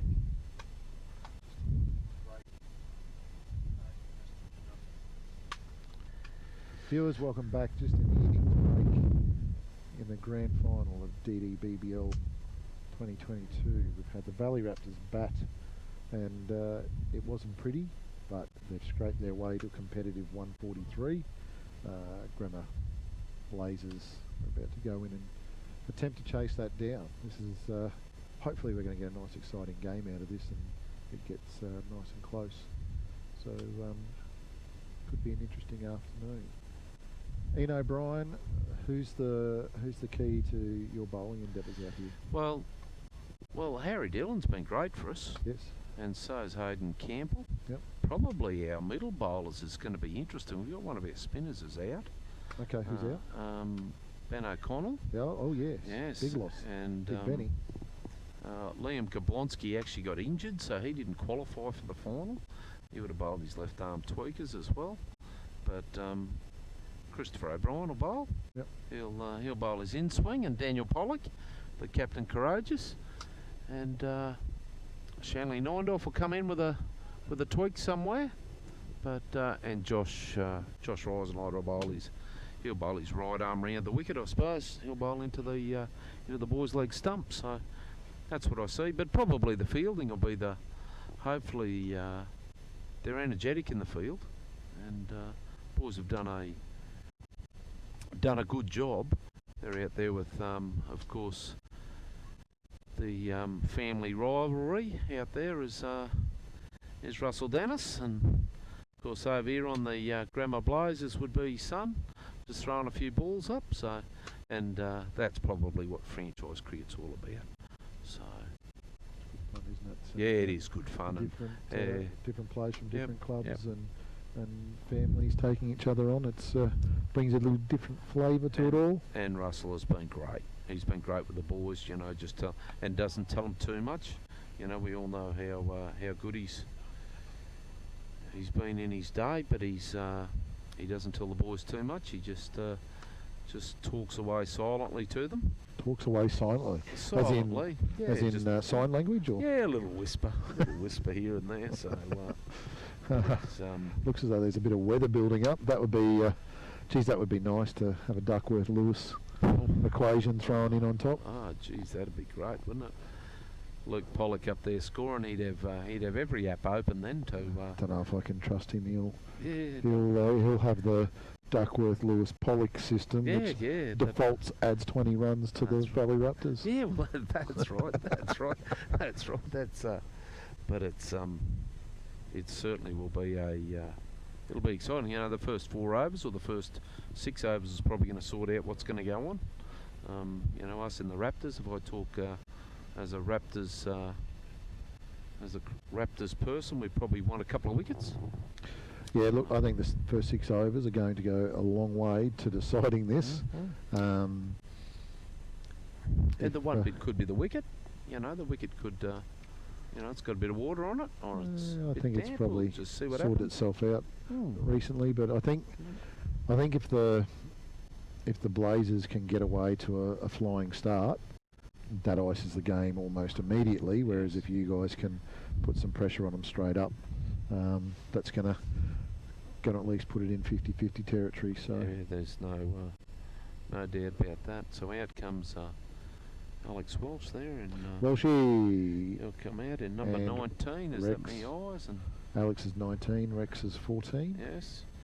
And I was just saying in the first broadcast that not enough kids called Rex these days. No. It's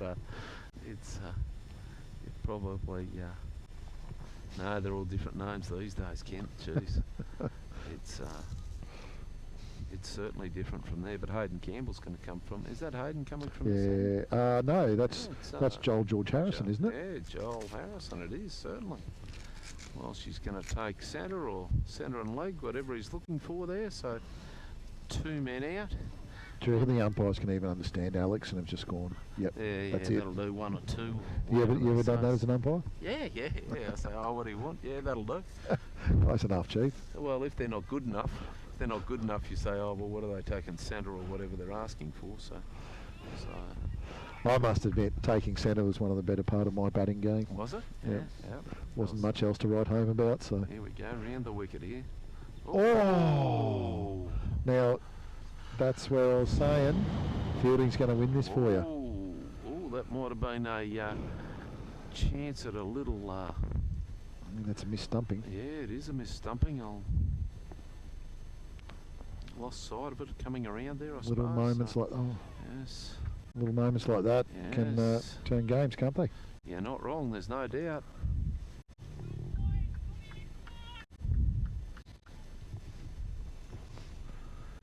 Let's see how Joel goes here.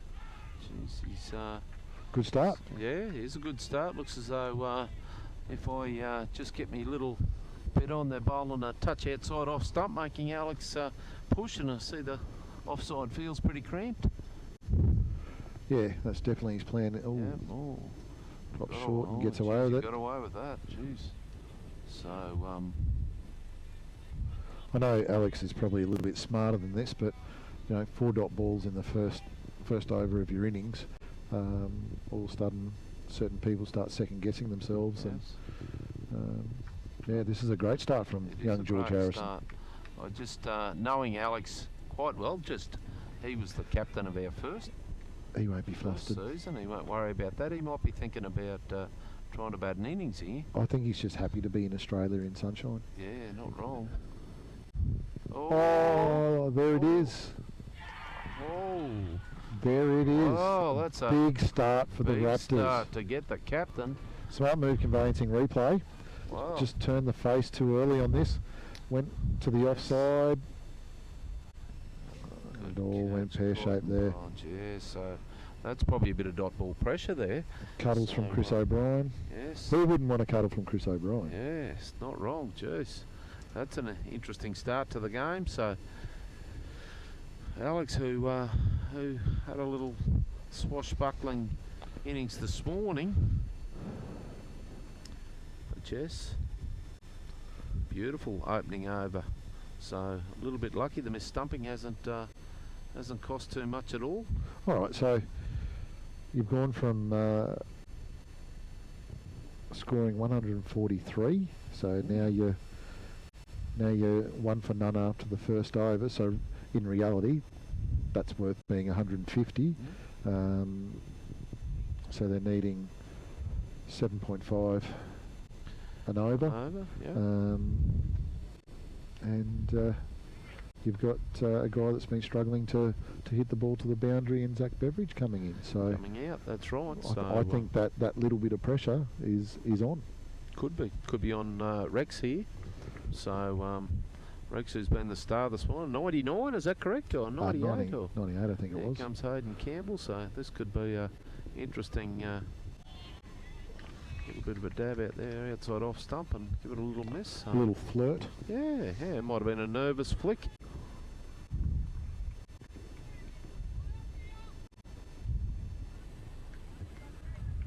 Hayden Campbell, he's had a good campaign for you fellas, hasn't he? He's been very good. Had a bit of knee trouble early, but he's been very good in the game against Tip Pocket. Him and Harry Dillon bowled a couple of beautiful overs. Here he comes again. And Rex just plays it back to him. So Rex is he's playing down at West in. Played seconds yesterday. Got 80 odd. Yeah. Okay. Well, that's good. Doing pretty well for himself. Young, I think 17-year-old lad. Talked to his father early. He said West's pretty happy with him. So just joins the long line of Toowoomba boys playing for West. Yeah. They are. Little hand on it there to keep it to a single. Yeah, it comes from Liam Brown. That brings Zach Beveridge on to to strike. So. And Grammar Blazers off the mark. 1 for 1 after 1.3. I'm pretty sure Valley Raptors would have been looking for something like this as a start. I don't think you'd be expecting that you'd be, after 9 balls, only have 1 run on the board. So great start. You're not wrong. Campbell, in he comes. No run.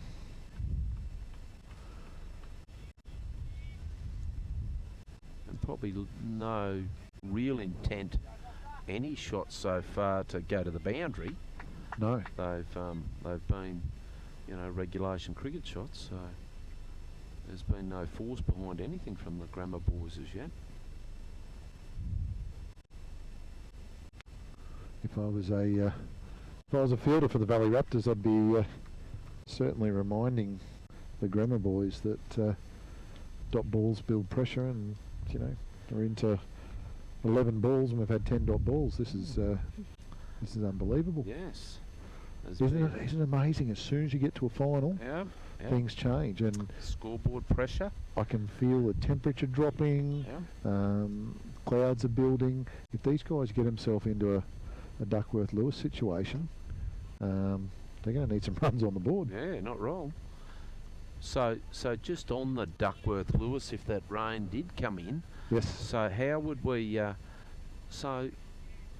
Not me knowing exactly how it would operate, Kent. Is it more related to the bowling side or the batting side? Well, no, we've got to get a minimum of 6 overs out of this innings. Yes. And then it's basically more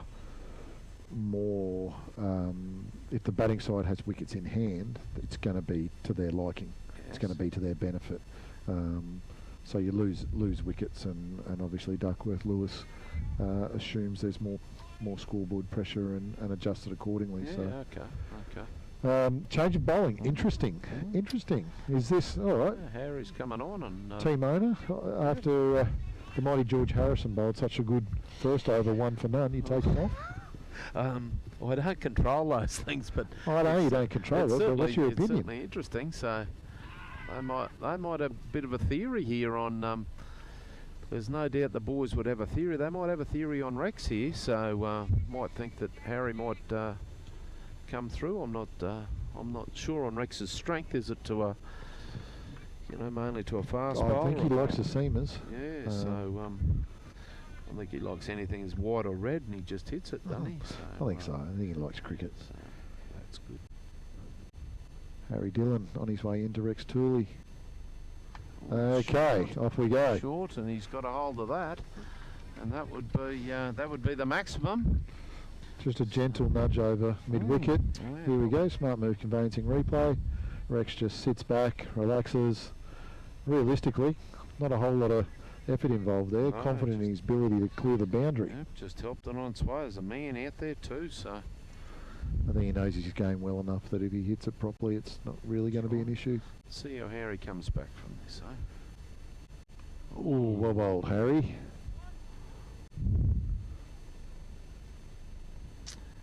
Just a little inside edge down to short fine leg, and that brings Zach onto strike, and a bit of a field change by the looks of things. So. A little bit of positive chat there from young Hayden Campbell towards Zach Beveridge, just reminding him that he's having trouble hitting boundaries. Yes, I'm sure the boys have got long memories, and they all love to chat about each other, and especially Hayden. He's very fond of a chat. Harry Dillon to Zach Beveridge, dot ball. Valley Raptors on top. Yeah, well, I wouldn't say that on top as yet, but I'm giving you the points decision so far. It's looking. I don't think I've seen. I'm certain I've never seen a T20 game in this competition for less than 10, for a team to be less than 10 runs after 3 overs. Yeah, okay. So. Mind you, could be. See how Zach finishes off. Could well be 20 runs after 3 overs, but. Oh yes.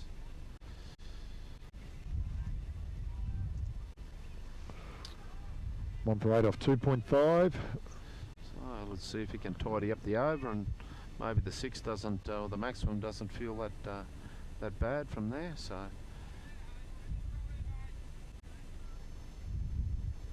just a shout out to all the boys who thought they'd give me a bit of cheek on the SMS. Is Regan Hoger giving you cheek? Regan Hoger is giving me cheek. So, upon what rights, a bloke that can't even grow a moustache, yes, the mighty catfish himself, yes. what rights does he have to give you cheek? Yeah, well, so Regan works for me. So well, he turns up. Yeah, he contributes and clocks on and clocks off. Walks around with the iPad. Yeah, that's right. What's on the iPad? Is it games? Yeah, no. Well, they're supposed to be taking photos of cars when they bring them in for a service and all those various things and checking them in and out.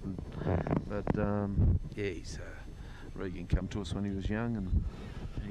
When he was young and silly, now he's just silly? Yeah, he's just gone from there. Comes from a cricketing family. Let's see, Hayden again, this will be interesting. And Rex has pushed one down. They've moved the man back down long on, so comes down to Chris O'Brien and he flicks her into the captain. So, so Regan's, he's back playing with the Valley Vikings now. So he had an early season injury, and what happened from there is that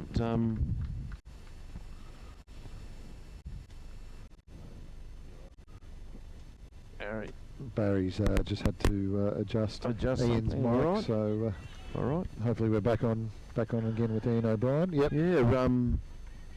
Regan was probably a little unlucky in a practice game. He suffered an injury, and that probably put him back a little bit. And then he's decided to come back and play with the Valley Vikings in the Ipswich comp. So of course Regan's a terrific cricketer. He played with the boys up in Cairns. So here comes Hayden to.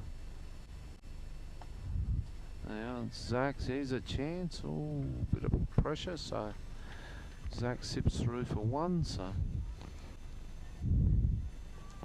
Well, shout out to young Regan.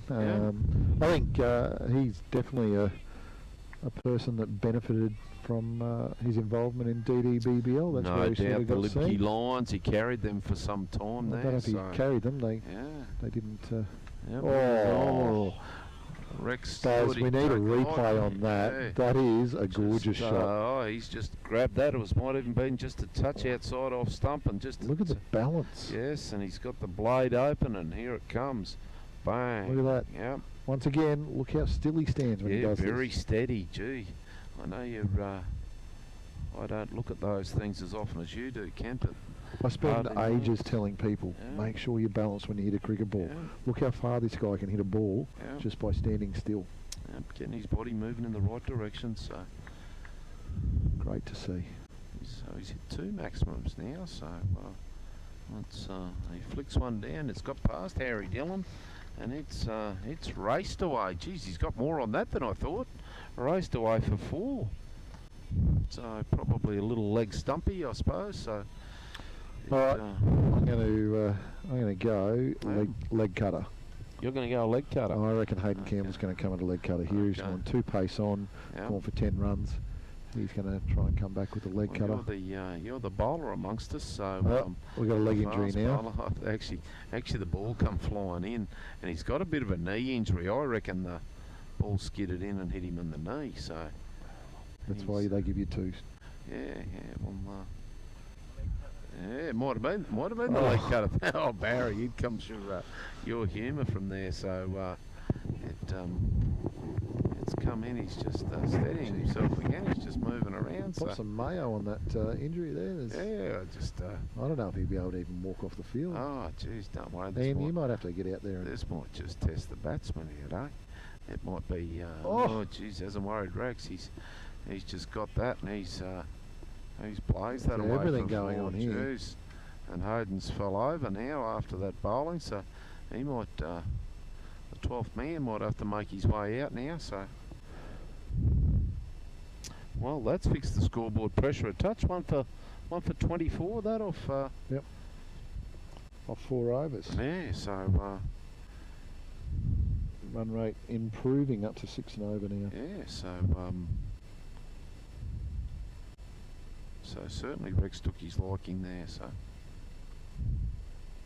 So Harry Dillon's going to come again. Run rate was up to 8 and over required for that one, and now it's down to 7.4. So it's amazing.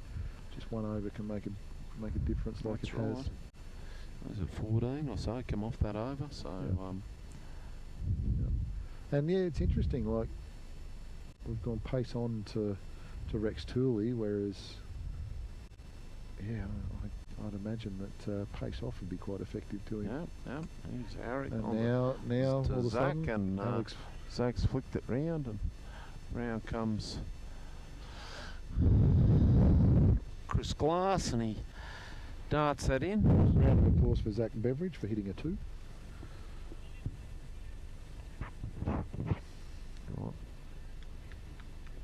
Oh, okay, thanks. Harry No Dillon problems. on his way into Zach Beveridge again. Surely Zach won't get a nosebleed and hit 2 balls in a row. He wanted the single, but Rex sent him back pretty quickly there, so.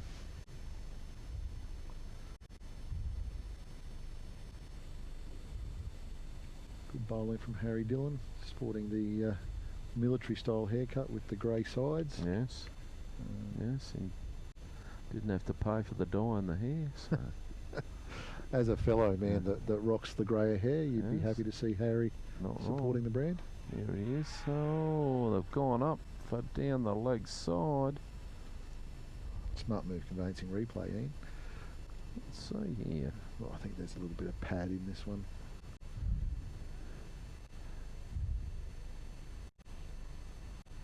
Hard to tell concretely, but yeah, it looks as though it's just a little feather of some pad taking the pace out of it. Oh, I thought they might have been trying to fox the umpire, not for a Oh, wide, so. I wouldn't put it past you, Valley people. Yeah, you're not wrong. Well, don't worry. When I'm umpiring, they try to do it all the time, so it's there's a better over from Harry. Shout out to our sponsors, HM Mechanical, Ada Care, Live Wired Electrical, and of course Smart Move Conveyancing. I know if you were in the mechanical business, Ian, you'd send your vehicles to HM Mechanical. Yeah. Oh, Beveridge, handsome cover drive. Outside off stump, and Zach opens up his arms and flays it through the tight offside field there for 4. So beautiful shot. Yeah, a couple of shackles coming off, and that might make the Grammar boys feel a bit better now. So hasn't got Hayden Campbell out there advising him on whether he can hit the ball through the infield or not. Might just freed him up a little. Any batting advice Hayden might have give from short fine leg there. So here comes Harry. We'll see last ball of the over. Oh, and that's another good over for the Grammar Blows. A couple of boundaries there. So well, only 6 from it again though. Yeah. Like 6 and over. The run rate required was 7.4. So it's just going to edge it up a little bit higher, probably up to 7.5, and it's not going down. No, it's just the push from there. So looks as though Hayden Campbell hasn't come back on. So I see Broxiski out there. So 7.6 12 man. So so this is Chris O'Brien coming on. What do we call that? What do you call that end? Which that's the Tony Anderson end. There's no city end or river end here, or well, there's the swamp end. The swamp end, yeah. So go into the swamp at your own peril. Watch out for the mosquitoes and the alligators. The eastern end, and all right, here it comes. So there should be little in swingers. How would you describe that run up? Bustling? Yeah. He's it's a misfield there by the captain. Oh, a couple of little overthrows would be handy too.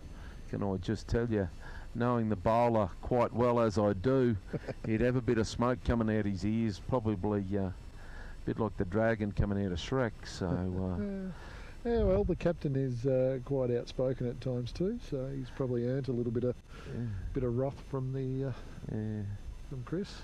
Yep. So he'll be bowling these little. Chris just doing a little bit of a dance there. Yeah, little in swingers. He'll be looking to try to cramp Zach up here, I'd say. So don't bowl there, Chris.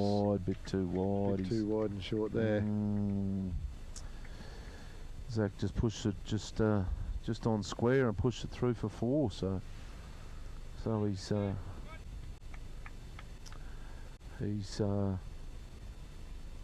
certainly hit a couple of boundaries now, so Zach's starting to get himself in the groove. A little bit of a dangerous time in this over. You know, you've had the opposition pegged, and your 5 runs off the first 2 balls just make you a little bit freer.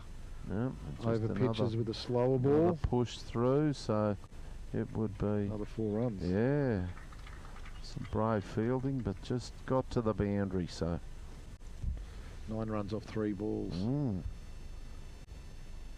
It's a push from there. So little mini over win to the Grammar Blazers. Chris O'Brien needs to fight back here. Needs to find a line and length. So it looks as though they're going to make a bit of a move over and stiffen up the offside. So is this in reaction to boundaries? But so I think so. Is he ball chasing, or has he got this right in? Yeah, I think he's ball chasing. If I, geez, and probably lucky they didn't move that field too much, because Zach just actually got a piece of that, but straight to the man. Yeah, to Chris Glass down there, so right on the circle. Here we come again, and Zach's pushed one out there. There's a man out there now, so they're going to come round and get 2. So that's well run. So Zach come to the back to the danger end. So 41 off 5.5. I've got Annie Murphy, mother of Darcy, messaging me saying she wants Darcy in on the commentary, but I haven't even seen the big guy today. Annie, is he in attendance? Last ball, he's flicked one out there. All straight down to the man in the deep. That big Shan out there. Yep. Firing it in. So great over there for the Blazers. Yes. 12 off. Annie Murphy, if you want Darcy in the commentary, have him make contact, get him over here to the Jeff Roberts Media Centre. We're a little bit away from the action today to allow for a better camera angle. Umpire Paul Barton doing the salute to the rising sun, as they do at the end of power plays these days. So one for 42 off 6, 7 runs and over. Basically they need 7 runs and over to win this game. They're only 1 wicket down, so after the power play you'd say probably got Grammar slightly in front after a good start by the Valley Raptors, but they've just let it slide in the last few overs. And here comes back Joel Harrison, so he's coming off his wicket made in the first over of the game. So Big George,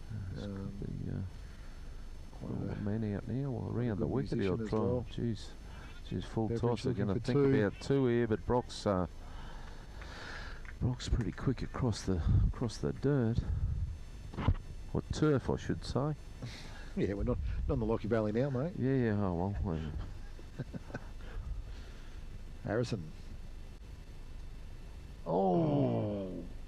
Beats the bat. Oh, Tell you what, he must be doing something, because he's beaten the bat a few times. Yeah, no, I think it's a little outside edge. It is. There's called as runs, so must have come off the edge and flicked off the keeper's pad, and then let's see how it goes. This will be interesting. Oh, another little outside edge, and thought there might have been a single there actually, but Rex didn't want that, so let's see what happens here. It's Joel again, and crunches that through the out cover. to Liam Brown in the deep. Yep, with the white sleeves. So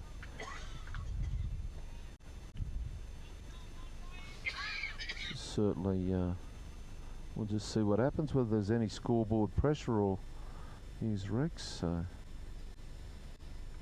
So he's pushed one down. Oh, that got might it be 2. past. Yeah, very straight there, and Liam's coming round, and that'll be Liam Brown just on the beach of the swamp out there. A bit of slip and slide action. Yes, that's a 2. So 47. 47 off 6.4. 49 would give them 7 and over. Oh, he's gone for Rex it. has gone after So? that. It's high. Man's under it. It's over. Clearly over. It was a good effort, Yeah. but he was never going to save that. Smart move conveyancing replay. Let's see if cameraman Russell has got this under control. Oh, Yuki. I saw Russell moving. Yuki just checking out Chris Glass there. There's Lance Pollock. Okay.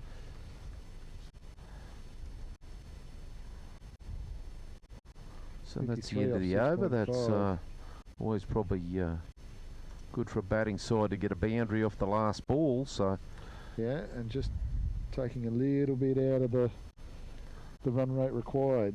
you're not wrong. So Down to 90 required off 13 overs. So onward now is number 12, which would be, as you can see, he's got his hat off now. So the lovely redhead in Josh Reisenleiter. He's going to bowl his little right arm offies. World loves to lift a redhead. Redhead. Yeah. So back to spin again. Here comes Josh. He just going to flick down for one. Josh, I heard the boys, I don't know the figures, but he must have bowled very well yesterday against the Laidley Blue Dogs. So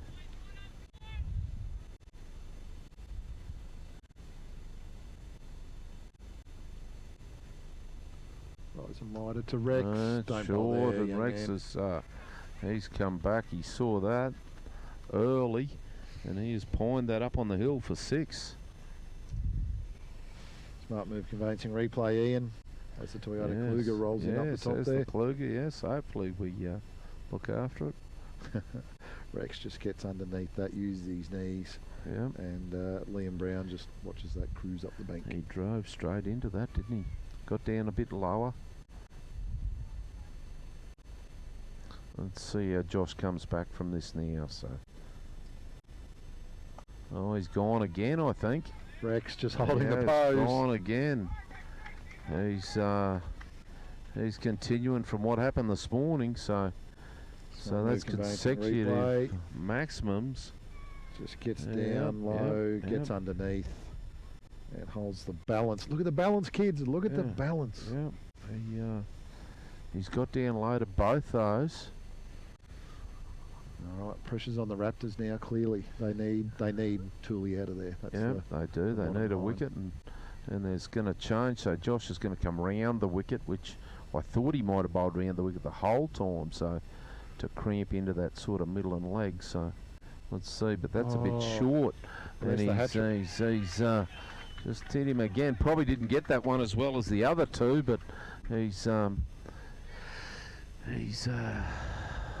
just a bit short of a length there. Just a bit short, and he's gone from there. So we probably want to see a good finish to the over here, but 51 off 17. Yeah, I just heard the boys clapping there, so I assume that was 50. So let's see what happens here. He's cut one out here, and he's just cut one out. Those balls hard. He did. Tooley coming back for 2. Back for 2, yeah. So what did you say? Other side of his game, he does run well, and he places the ball well too when he needs what to. did you say? Did you just say 51 off 17? Yeah, I just wanted to check that. That's 3 or more. Look. Yeah. Are you sure you're looking at the right scoreboard? We can't rely on my cricket. Yeah, I know, but I just wanted to check you were right from there. 53 off 18, we're told. Yeah, it is. He's only hit 6 sixes so far. Oh, jeez. Yeah, I suppose early on he did get he didn't hit too many 4s. He hit maximum. So wow, hasn't that changed the run rate? All of a sudden, going at 9s and over. Yeah. And if you put that in context, basically a little over halfway there, and only in 8 overs. So yes. So that's certainly. How many would have come from that over? Probably 3 maximums, wasn't there? So there was at least 20. So 21. So Captain Daniel's bringing himself on, Daniel Pollock.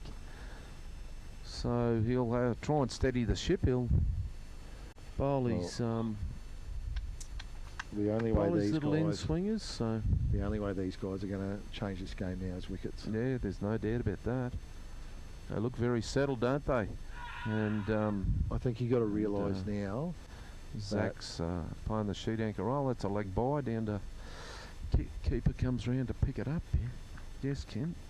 I think they've got to accept now that they've got to get their best bowlers on and take some wickets. There's no point holding on to your better bowlers for the end because you're not going to reach the end. That's right. So there's no. Well, I don't want to cast aspersions on Daniel Pollock's bowling, but is he your main wicket taker? Because this is where you need your main wicket taker. Well, I just we haven't seen Hayden Campbell come back on the field, have we? No. I see. Well, that's still Brock Ziske just popping into camera there. So I'd be going back to Harry Dillon. Yeah. Or that's a misfield. And I did say that fielding will possibly win you this game. Yeah. So that's just probably cost a 2 down to there. So it's and I don't know whether the grammar boys are thinking, well, we'll slow up here. We've had a good over. That's a wide delivery. That's a bit of pressure from the batsman putting on the bowler now. So yeah, and really just take my Valley Raptors hat off. He probably Zach now, another leg by I'd suggest, is that Zach probably should be thinking now just to bat the innings. Yeah, so pressure's off him, isn't it? Yeah, he's just going to push around, and this is his game now. Yeah, as long as they're not losing wickets, they can go from there. So, but Rex has been very impressive. I've only seen some scores. I haven't really seen him in full flight. He didn't make too many down the he hasn't had Carl Park. So. Hasn't had a great tournament until today. Yeah, he's just come back and laid that away for another 4. It's a nice cut shot. 84 off 9 overs. Yeah, so that's a 60 runs about required 9 and off over. 11, so only need 5s from here on in. Yeah, so well, they need a wicket. They need to get Rex out. There's no doubt about that. He's the cornerstone, hold them together. And really, you're probably only going to get a false shot more than anything. He's you kind of get the impression he's only going to get himself out. Yeah, haven't seen too many of them. So tell you what, there's a bit of a absence of chat now, isn't there? Yeah, there is. It going a bit quiet. And it's funny when I umpire, I see it more and more that the chat stops, particularly if there's a couple of wide deliveries or there's a drop catch or just a bit of a slump in shoulders. So any captains I see, I normally just tell them, you probably just got to keep the chat up, because if you're actually the batsman and there's no voices coming to you, you're probably pretty happy. So here comes Joel Harrison. He's going to bowl round the wicket to. He's probably the one that's looked the most likely, isn't he? He has. Good shot by Beveridge. Should be a man out there in the deep, just a single. Probably not the place that he should be bowling, so probably. Yeah, that's right. Yeah, so let's see. Here he's come to Rex, and he's don't worry, he's just taken away. He thought it was still the. He's liked it from this end, hasn't he? I would have said that Rex was keen on getting to the bar early, but he's not 18. So no. So of course he wouldn't be doing that. No, so that's.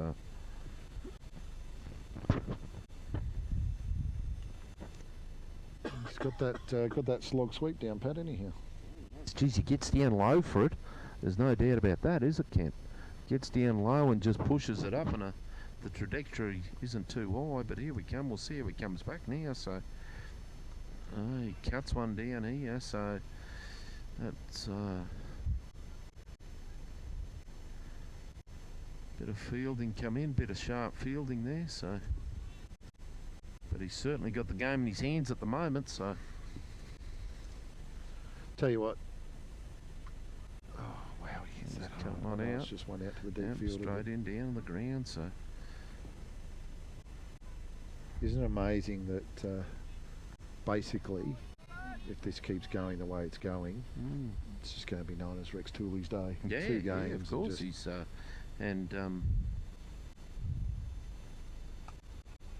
and it could be, you know, he's just from the, you know, the franchise point that he was the junior that was picked up for no points, not a one thing. So I think he holds the record for the most yeah. number of sixes in GPS cricket. Oh, has he? Yeah, okay. So he's noted for for hitting those. Yeah, so that's the end of the over. So 93 off 10, Ian. Probably not a bad over, other than the no, probably one maximum. So it's certainly not looking as good now. So I see there. So Rex Tooley 64 off 24 balls. 65 off 25. 65 off 25. Geez, that's he's certainly got a hold of them. So they might be glad that the Blue Dogs captain got out of the road early, I suppose, Yeah, it's probably sensible work. Yeah, I'll mention that to him later on.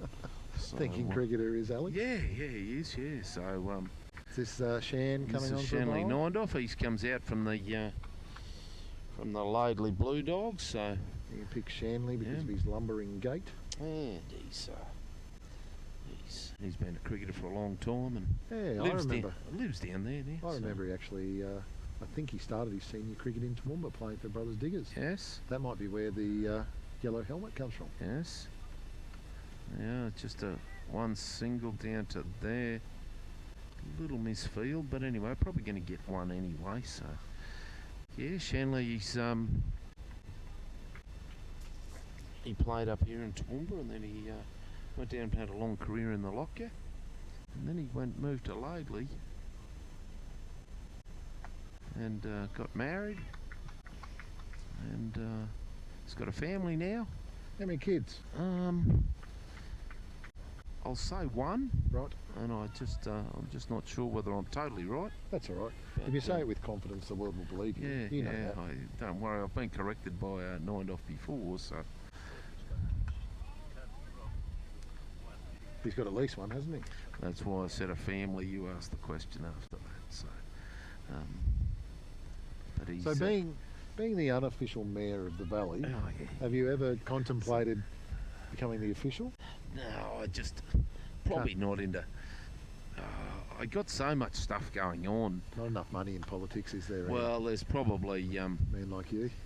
It's just the one bit from there that I enjoy it. Don't get me wrong. I'd love to go and do something like that, but I find that it would be time consuming. And if you were to involve yourself in politics, would it be local, state, or federal that would interest you most? I probably. Don't worry, I know all the members. There's no doubt about that. But man about town like yourself. Yeah. I'd probably think more in the state line more than anything. But locally, if you just talk locally, the Lockyer Valley's on a, whether it's going to be in, the next 10 to 20 years, it could be the next Penrith of out of Sydney. And I'd love that. I'm a Penrith supporter. So. Yeah, I'm sorry about that. So not too many Penrith supporters. They only come out when they win.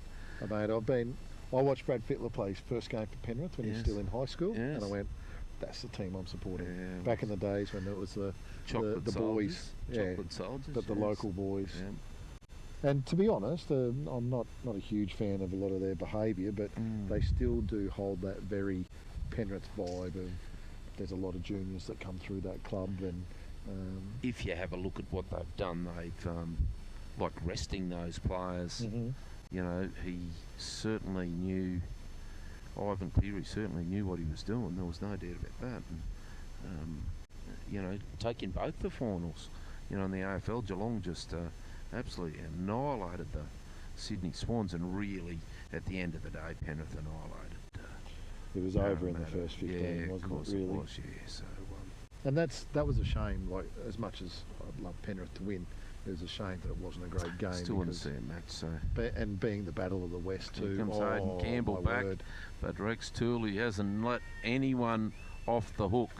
He has come back, and that could be nearly the one of the biggest ones he's hit. Smart move, conveyancing replay. I think Chris Glass has got them all though. Yeah, That one that almost landed on us in the. Was a beautiful 6 into there. So My word, but I've said it plenty of times. I marvel at how he does it, being so still. again, he just got a bit lower to it and sort of pushed up through the shot, which, as you'd know, you'd be keeping an eye. Let's see what happens here. Good That's comeback, a good Campbell. comeback, yep. But gonna just squeeze out a single from there. Oh, did they really? Cheeky. Well, that's our 10 overs done. That's our but, stint just I'm not, about done. Not so. sure where our co-pilots are. If anyone's listening, please send help. They might be up. They might be up looking. We're in the Jeff Roberts Media Centre. Putting some funds into the local cricket club. Here it is. Good. So, just and probably just what I see is maybe if there's going to be any chance to put any pressure on Rex here, maybe might need to bring a couple in and put a bit of dot ball pressure on Zach. So that might just change it. But he's got 1, 2, 3, 4, 5 still inside the circle. 6 inside the circle now. So anyway, and Zach just squeezes one out down. Comes in from the square. Well, if you listen to the commentary in isolation, it's a fascinating thing. Yeah. Zach just squeezes one out. Sorry, viewers. Thanks for that. But just in general, yeah, the Lockyer Valley, of course, the Plainland's a growing area. Isn't it? It's going ahead. And so Plainlands and Laidley are virtually one and the same. Yeah, one and the same, yeah.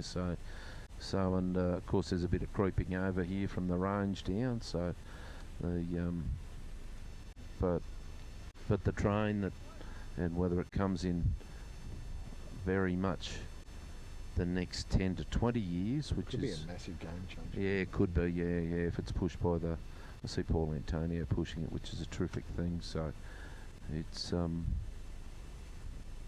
I just came back from Singapore, went over to see my daughter over there, and of course, you know, the MRT is just so, there's a bit of poor fielding.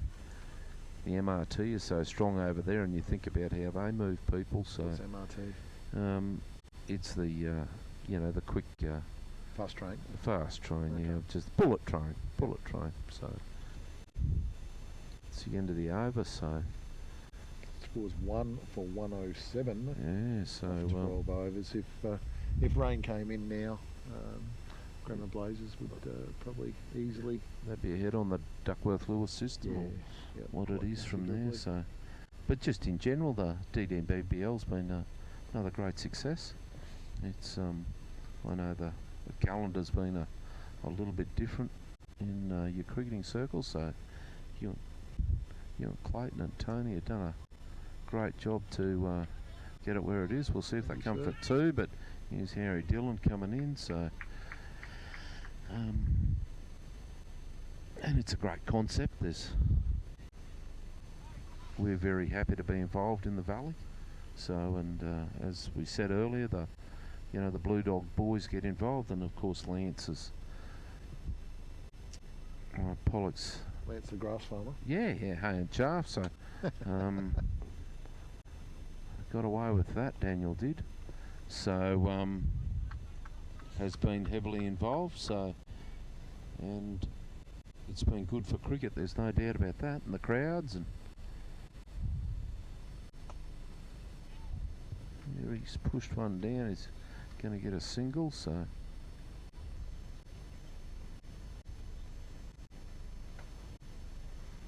And I found this year probably more than ever, Kent, is that we're probably a lot more relaxed as owners. Yeah. Compared to the other years, it's more. There's been a more let's play cricket kind of vibe from all the owners this year, which I've very much appreciated. There's been some complications that. There's no doubt. There's wow. Rex, jeez. He's just thought, I'm going to take that. That is brutal. Oh. That is just straight down the ground. Smart move, conveyancing, replay. Ian O'Brien. Oh, crack. Jeez. Clears the front leg and just he actually, for the first time, he's probably got a little out of shape, but it doesn't matter. It's come straight out of the middle, and I'd love to get out of shape if it meant hitting the they ball. might be looking for another ball down there. So gave them plenty. Yeah. So can you get one that gets wickets? So well, I see Rex has taken his gloves off, so he's they must be looking for it. So.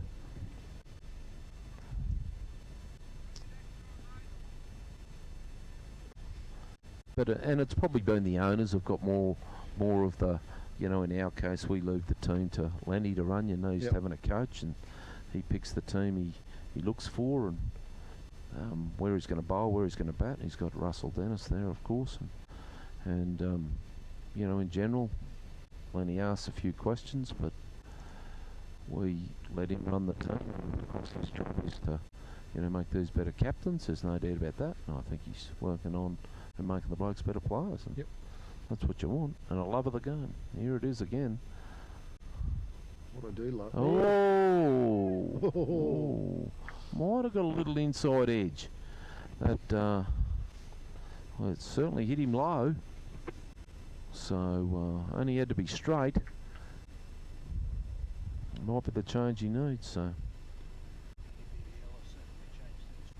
Yes. As here he goes, and it's not as clean it's coming down to the man. Oh, it's just got over there for 6. DDBBL has changed for you, Barry. So it's tell us more, Barry. What's it changed for you guys? Well, we've gone from being a 24-hour stream to dense sports station. Right. Yes. So. That's and the event's been good for you. I see before. What just while we're on that, Barry, I see before come up. What was the Gumbunji Jacaranda Festival? Jacaranda Festival coming up. So yeah. So as always, those you know, just take from your point of view that the you're at. I see you were down at the Laidley, you know, Spring Festival, and you're out at the sprints out at Leyburn and various things, and I think it's great for the community that you're. In with brother Andrew and the Obie and Cookie Call, and that's we've been very big supporters there, of course, into the rugby league. And how come you guys or yourself? So this is Rise and Lighter again. Yeah, that's Josh. How come you guys support all sport the way you do? What's in it for you? So, look, sport's an important part of a community, and if we just talk in general, that if you haven't got any involvement in getting people out and active, if you just think that a community's only as good as the people that are in it, and here's Rex Tooley, he's decided he's gonna take on the offside. He wants to fix his wagon. 100, doesn't he? He's how many is he now? He's 90. I think he's 94. 94. He doesn't not get 98 this morning, eh? So, so we sort of find that we want to be involved in the community and give back. Did come a little bit from my dad. He was heavily involved in the football club. He's a life member, and got a brother who's a life member as well. And I was always a footballer and a cricketer, and we decided to get involved. What position did you play? Well, I played in the back row actually. He's thrown a full toss, but and out. He's out, and he is out for 94. He's just mishit a full toss from the redhead in Josh Risenlighter, and if we could get another replay, please, Barry, of that again. I don't think it was over. I think that's out. Yeah, it's. I just think that. Yep. Yes, please. Give us another one, mate. Yes, please, and that's Liam Brown out there, isn't it? Yep. I don't think this was over waist height. Maybe it was. I'll say it as an umpire. It's very close to the belt line there. Is that a? That's a diplomatic answer, but it doesn't matter. That's a terrific. What do we say? 94 off 36 balls. Yep. Oh, jeez, that's nearly 3 a ball. So he's certainly he's just taken the control of the game away. So He's ended that game, hasn't he? He has. So in general, we try to keep involved. We keep involved with the football club, and the Gatton Hawks. They did very well this year. Well, let's go back to the round down at the Valley. Yes. That night game. Yes. When we had two guys come out onto the field and avail themselves to us, and then everything went really quiet. Yes. At the can bar. Yes. And I thought, oh my gosh, we're going to have a mass event here. Yes. I thought we were going to see Gatton in all of its glory in multiples, and they didn't. Like, it would have been very easy for that event because it was rugby league grand finals. It would have been very easy for them to get loose, but they contained it. They all had fun. We had Zach fun. Beveridge getting in on this now. He's thinking he's going to finish this Beveridge now. long arming.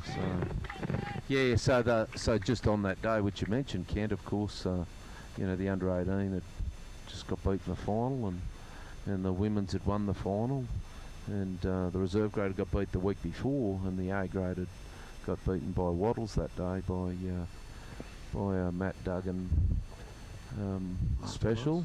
Yes, so and they were a bit disappointed.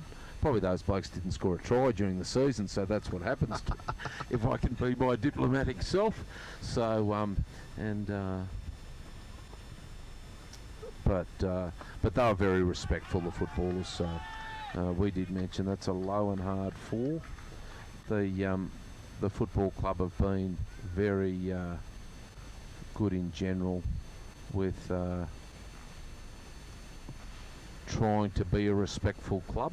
Yep. And they've done a good and just in general, if I can speak out of school, probably a couple of the drivers have been a couple of old footballers, but one's been the local Baptist minister. He's the chaplain and he's on the committee and the president and various things. And Doug Behan's just a terrific guy to be around, and he's very calming influence, and has been great for the football club. So fantastic. Yes, a couple of weeks ago, but I'm trying to get off that subject, Barry. So. But yes, that's where we've been involved in all sports. So and we try to help out as many as we can. It's tricky in multi-sport venues when you're overlapping. Like as much as we think very highly of our own competition, we are stepping over into football codes territory and time with this tournament. And here at Highfields, we're looked after. The soccer people and rugby people have been very good to us down there with you guys. It's traditionally football time, but so it's great. It's hard, but it's great when everyone works together to get a good result for sport. And in general, Carl Park wanted everyone there. Yep. They could have easily said, let's just move the cricket or not have the night game. But they wanted them all there because they thought, well, and of course the football club were, as you know, the football club and both yourselves said, let's keep a hold of it, and they were good. So I think they're want to finish them off here now. I think it's scores tied. Scores tied. Is that what you're saying? So that's the impression that I get. So you better go and get a couple of man of the matches out and give them to young Rex Tooley. Rex Tooley's going to get a bat. He's going to get a voucher. There's one of the guys has gone to finish it off, and that's the end. He's been bowled, so that would be scores tied. Kyle 3 Tompkins. For 143. Who's going to come out and finish this game? Hopefully. Who we got? Is this young Harrison Zennis? You know him better than me, so I see you didn't get relieved anyway. I see Mr. Anderson didn't want to.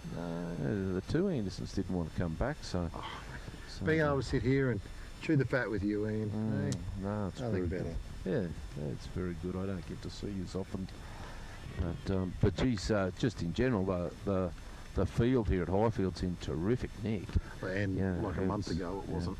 No, it wasn't. But all the ground staff that get involved and volunteers, I assume, around the council help out. So Yeah, Oh. yeah. So Just added to the theatre, didn't it? yeah, and the pop-up sprinklers, I believe that they come on at instead of AM, they come on at PM. So, but yeah, just in general, the boys will be disappointed. You know, they've pushed as hard as they can. Certainly, our captain will be disappointed, but I think Ben O'Connell was a major loss for you guys. yeah, he probably was, and and probably the other is that Ben was just away with he's a school teacher away at a tournament this weekend that he promised beforehand, which we probably didn't know, but maybe just that, you know, what did we say earlier, a 7 for odd, you know, or a 6 for not too many, and but give Grammar Blazers their due. They've come out this morning and put the pressure on straight both teams, or you know, they put it on hip pocket, and Luke Neal couldn't get him home, and Blake Anderson, so but Rex has put on the masterclass in both games. So here comes out the evergreen batsman Troy Gursky, isn't it? Is that? I don't know about evergreen. Yeah, I'll just call him evergreen. That means old. I think he's losing a bit of the greenness. Yeah, so he from the semi-pros, of course, which are good supporters, and Troy's of course with KNR. So here it comes. Harry Dillon's coming to Zach Beveridge, and he's slapped that through for 4, and that'll be the end. So great win to the Grammar Blazers. So win by 6 wickets. Job done. Certainly a job done. So thank you to you, Kent, and all the boys, and Barry.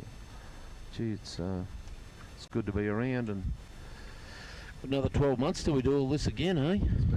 It's been great fun, and And one man has totally dominated today. It's been the Rex Tooley show. Yeah, he has, and I didn't see his innings this morning, but he didn't give a chance today, and when he went full on, he went for 6s. He didn't go for singles, so he's certainly taken on. So I know his dad Steve will be up there. He'd be very proud today. So we can go from there. So that's job done. Thank you to yourself. Thank you for the Raptors' involvement over the last 3 years. Barry, Jeff, great supporters of our cricket tournament. Thank you very much. And that's pretty much us for the season. Thank you very much, everyone. You broadcasting the presentation? Yes. Well, hold on, viewers. Come back. We're going to present the awards shortly. So stick with us and we'll get it done. Thank you very much.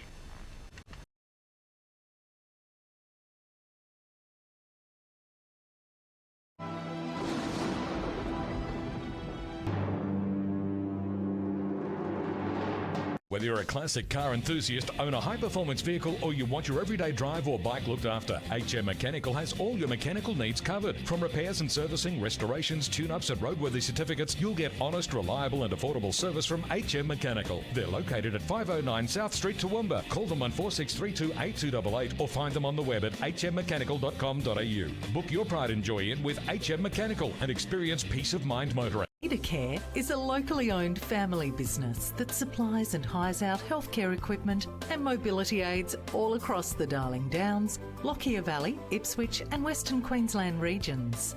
They supply to DVA, NDIS and various other government programs, as well as supply hospital and nursing home equipment. If you have specific needs, they also handle custom and specialised wheelchairs and equipment to suit individual requirements. To find out more about how they can support you, contact AdaCare via their website at www.adacare.com.au or phone 1300 133 120. Power FM is total entertainment. From the morning drive with Fiona and Jeff to the drive home with Jeff Black. On the weekends, catch the Crazy Kevin Show, Dennis Mitchell's Breakfast with the Beatles, the Semi-Pro Sports Show, and Racing Nation with James O'Shea, plus the music you grew up with. Keep your radio dial locked on Toowoomba's Power FM, celebrating 10 years. You'll find us at 88.0 on the FM dial or online at www.powerfmradio.com.au. Looking for exposure for your next event or function? Take your next community event, training seminar, sports event, official opening, function, concert or exhibition live to the world with PTV Channel O and Power FM's unique live simulcast. We can turn your next local event into a worldwide sensation for a fraction of what you would expect to pay. No matter what the event, PTV Channel O and Power FM can take your message to our audience.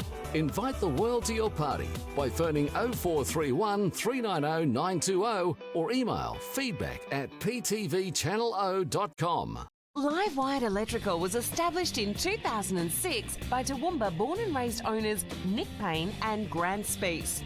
Over the past 15 years, Live Wired Electrical has grown to be one of the largest and most esteemed electrical companies, servicing Toowoomba and the surrounding areas. Whether it's domestic, commercial or industrial works, no job is too big or too small. Live Wired Electrical and its owners place a high value in supporting our local community, its people and its businesses.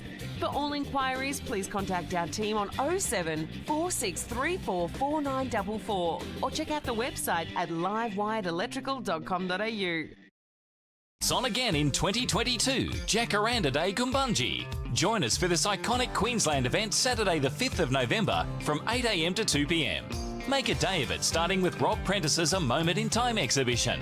We've got a bullock team, which is the first time we've had a complete team. There's 14 bullocks pulling a 6-tonne load, and in the background is a big Moreton Bay fig.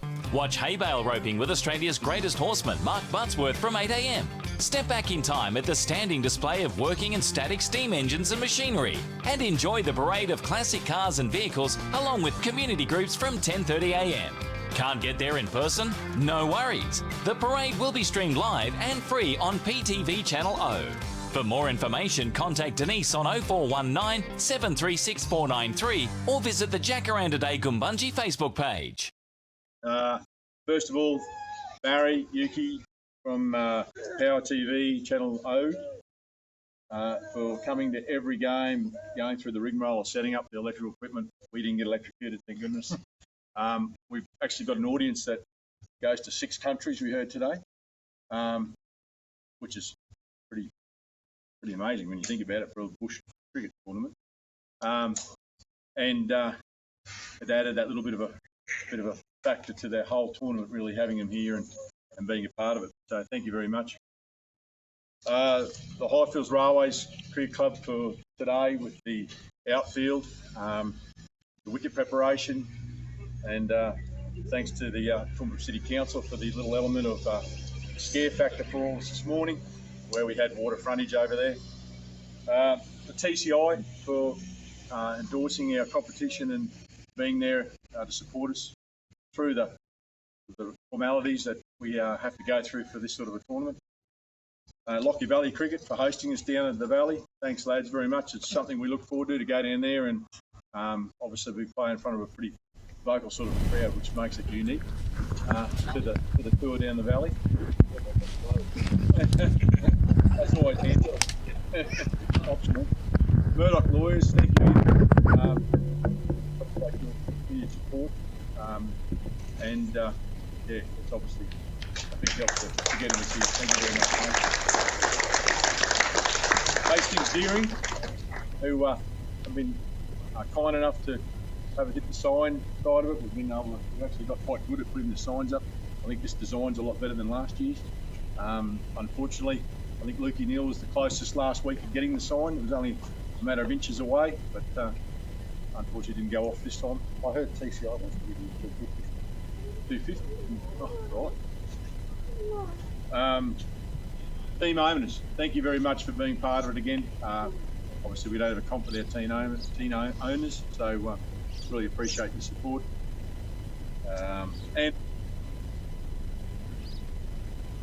in the tournament what it is. Thank you for putting on the entertainment and playing the cricket in the spirit that you have. We really appreciate it. I'll hand over to Bossman.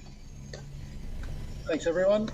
So, first and foremost, can I get Chris Wilson to come up and present some equipment?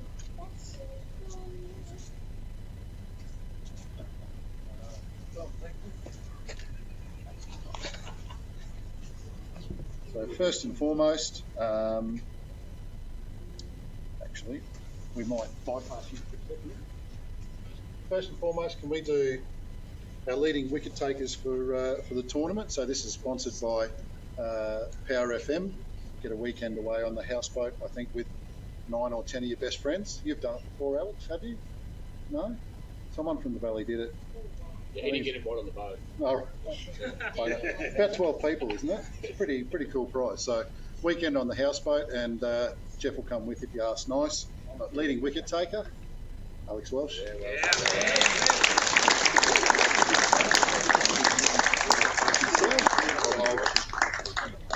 I'm available too, Welshie. Not doing set today, mate. And our leading run scorer, Blake Anderson.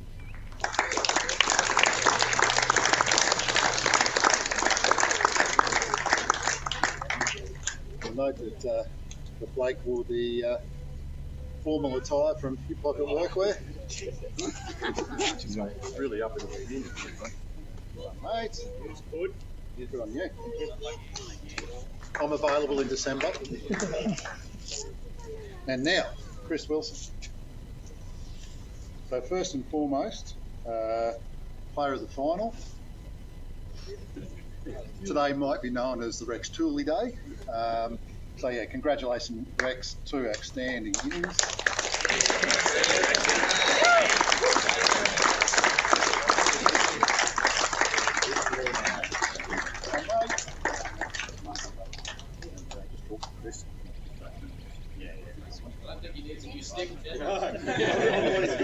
I'd say he might need a new one after all that. And then player of the tournament. So this is a 12-month sponsorship with Blue Dog. Alex Welsh.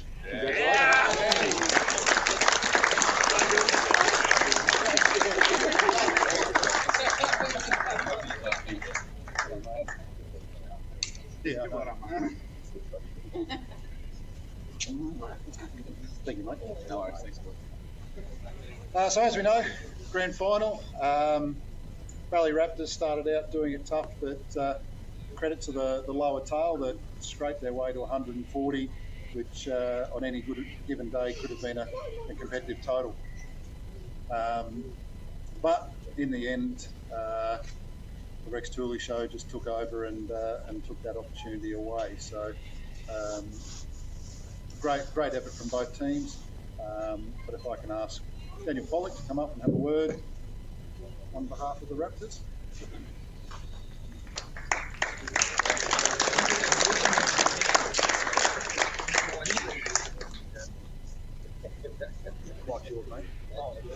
First of all, I'd just like to thank Tony, Kent, Clayton, and all the fellas behind the scenes, putting the competition on, Murdoch's for sponsoring, and all the team owners. Without you guys, we don't have a comp to play, so thanks very much to all of you.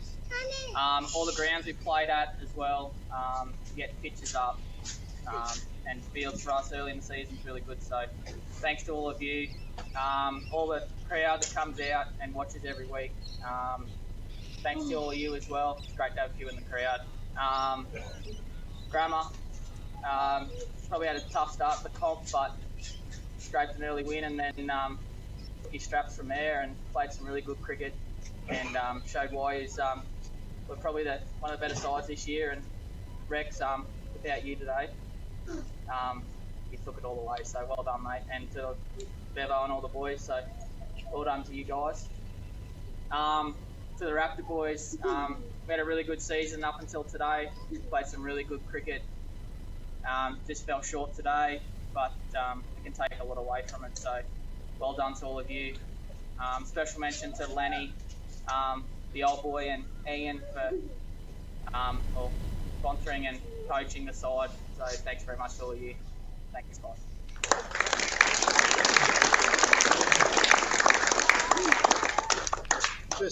Just before we present the trophy to the winning team, I'd like to acknowledge the people behind the scenes, Clayton mainly, but scorers, Rick Wood, plenty of other people. You know, Angus Rathy, not even the president anymore. He's out here on a mower. He's on the super sopper, just doing whatever it takes to make games of cricket happen. So there's plenty of people behind the scenes that make this happen that we should thank too. But without further ado, Grammar Blazers, congratulations. Magnificent day of cricket for you guys. Zachary, come up and have a chat.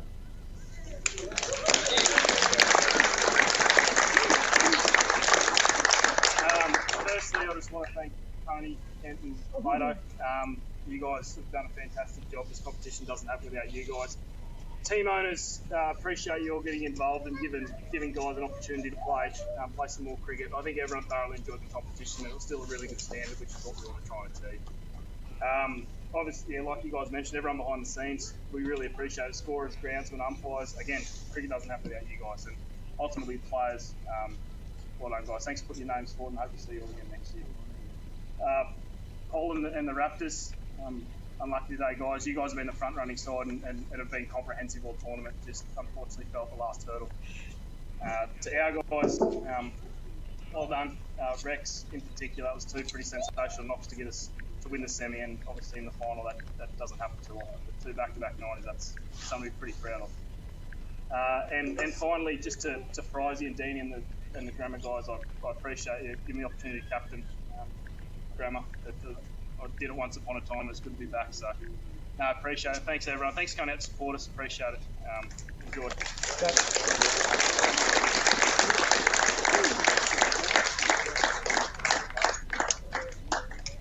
Come in here, boys. Come on. Jesus, heavy. It is, isn't it? Well,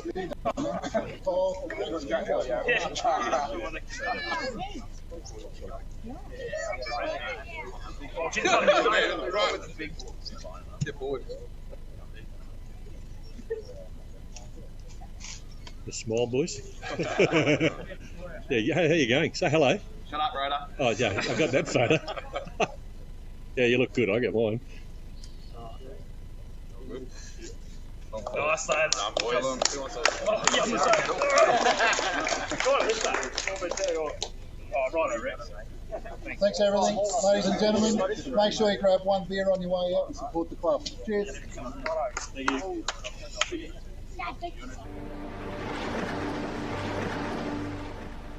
This broadcast of the DDBBL on PTV Channel O and Power FM special events brought to you by HM Mechanical in association with Ada Care, Smart Move Conveyancing and Live Wired Electrical. Looking for exposure for your next event or function? Take your next community event, training seminar, sports event, official opening, function, concert or exhibition live to the world with PTV Channel O and Power FM's unique live simulcast. We can turn your next local event into a worldwide sensation for a fraction of what you would expect to pay. No matter what the event, PTV Channel O and Power FM can take your message to our audience. Invite the world to your party by phoning 0431 390 920 or email feedback@ptvchannelo.com. Power FM is total entertainment. From the morning drive with Fiona and Jeff to the drive home with Jeff Black. On the weekends, catch the Crazy Kevin Show, Dennis Mitchell's Breakfast with the Beatles, the Semi-Pro Sports Show, and Racing Nation with James O'Shea, plus the music you grew up with. Keep your radio dial locked on Toowoomba's Power FM, celebrating 10 years. You'll find us at 88.0 on the FM dial or online at www.powerfmradio.com.au.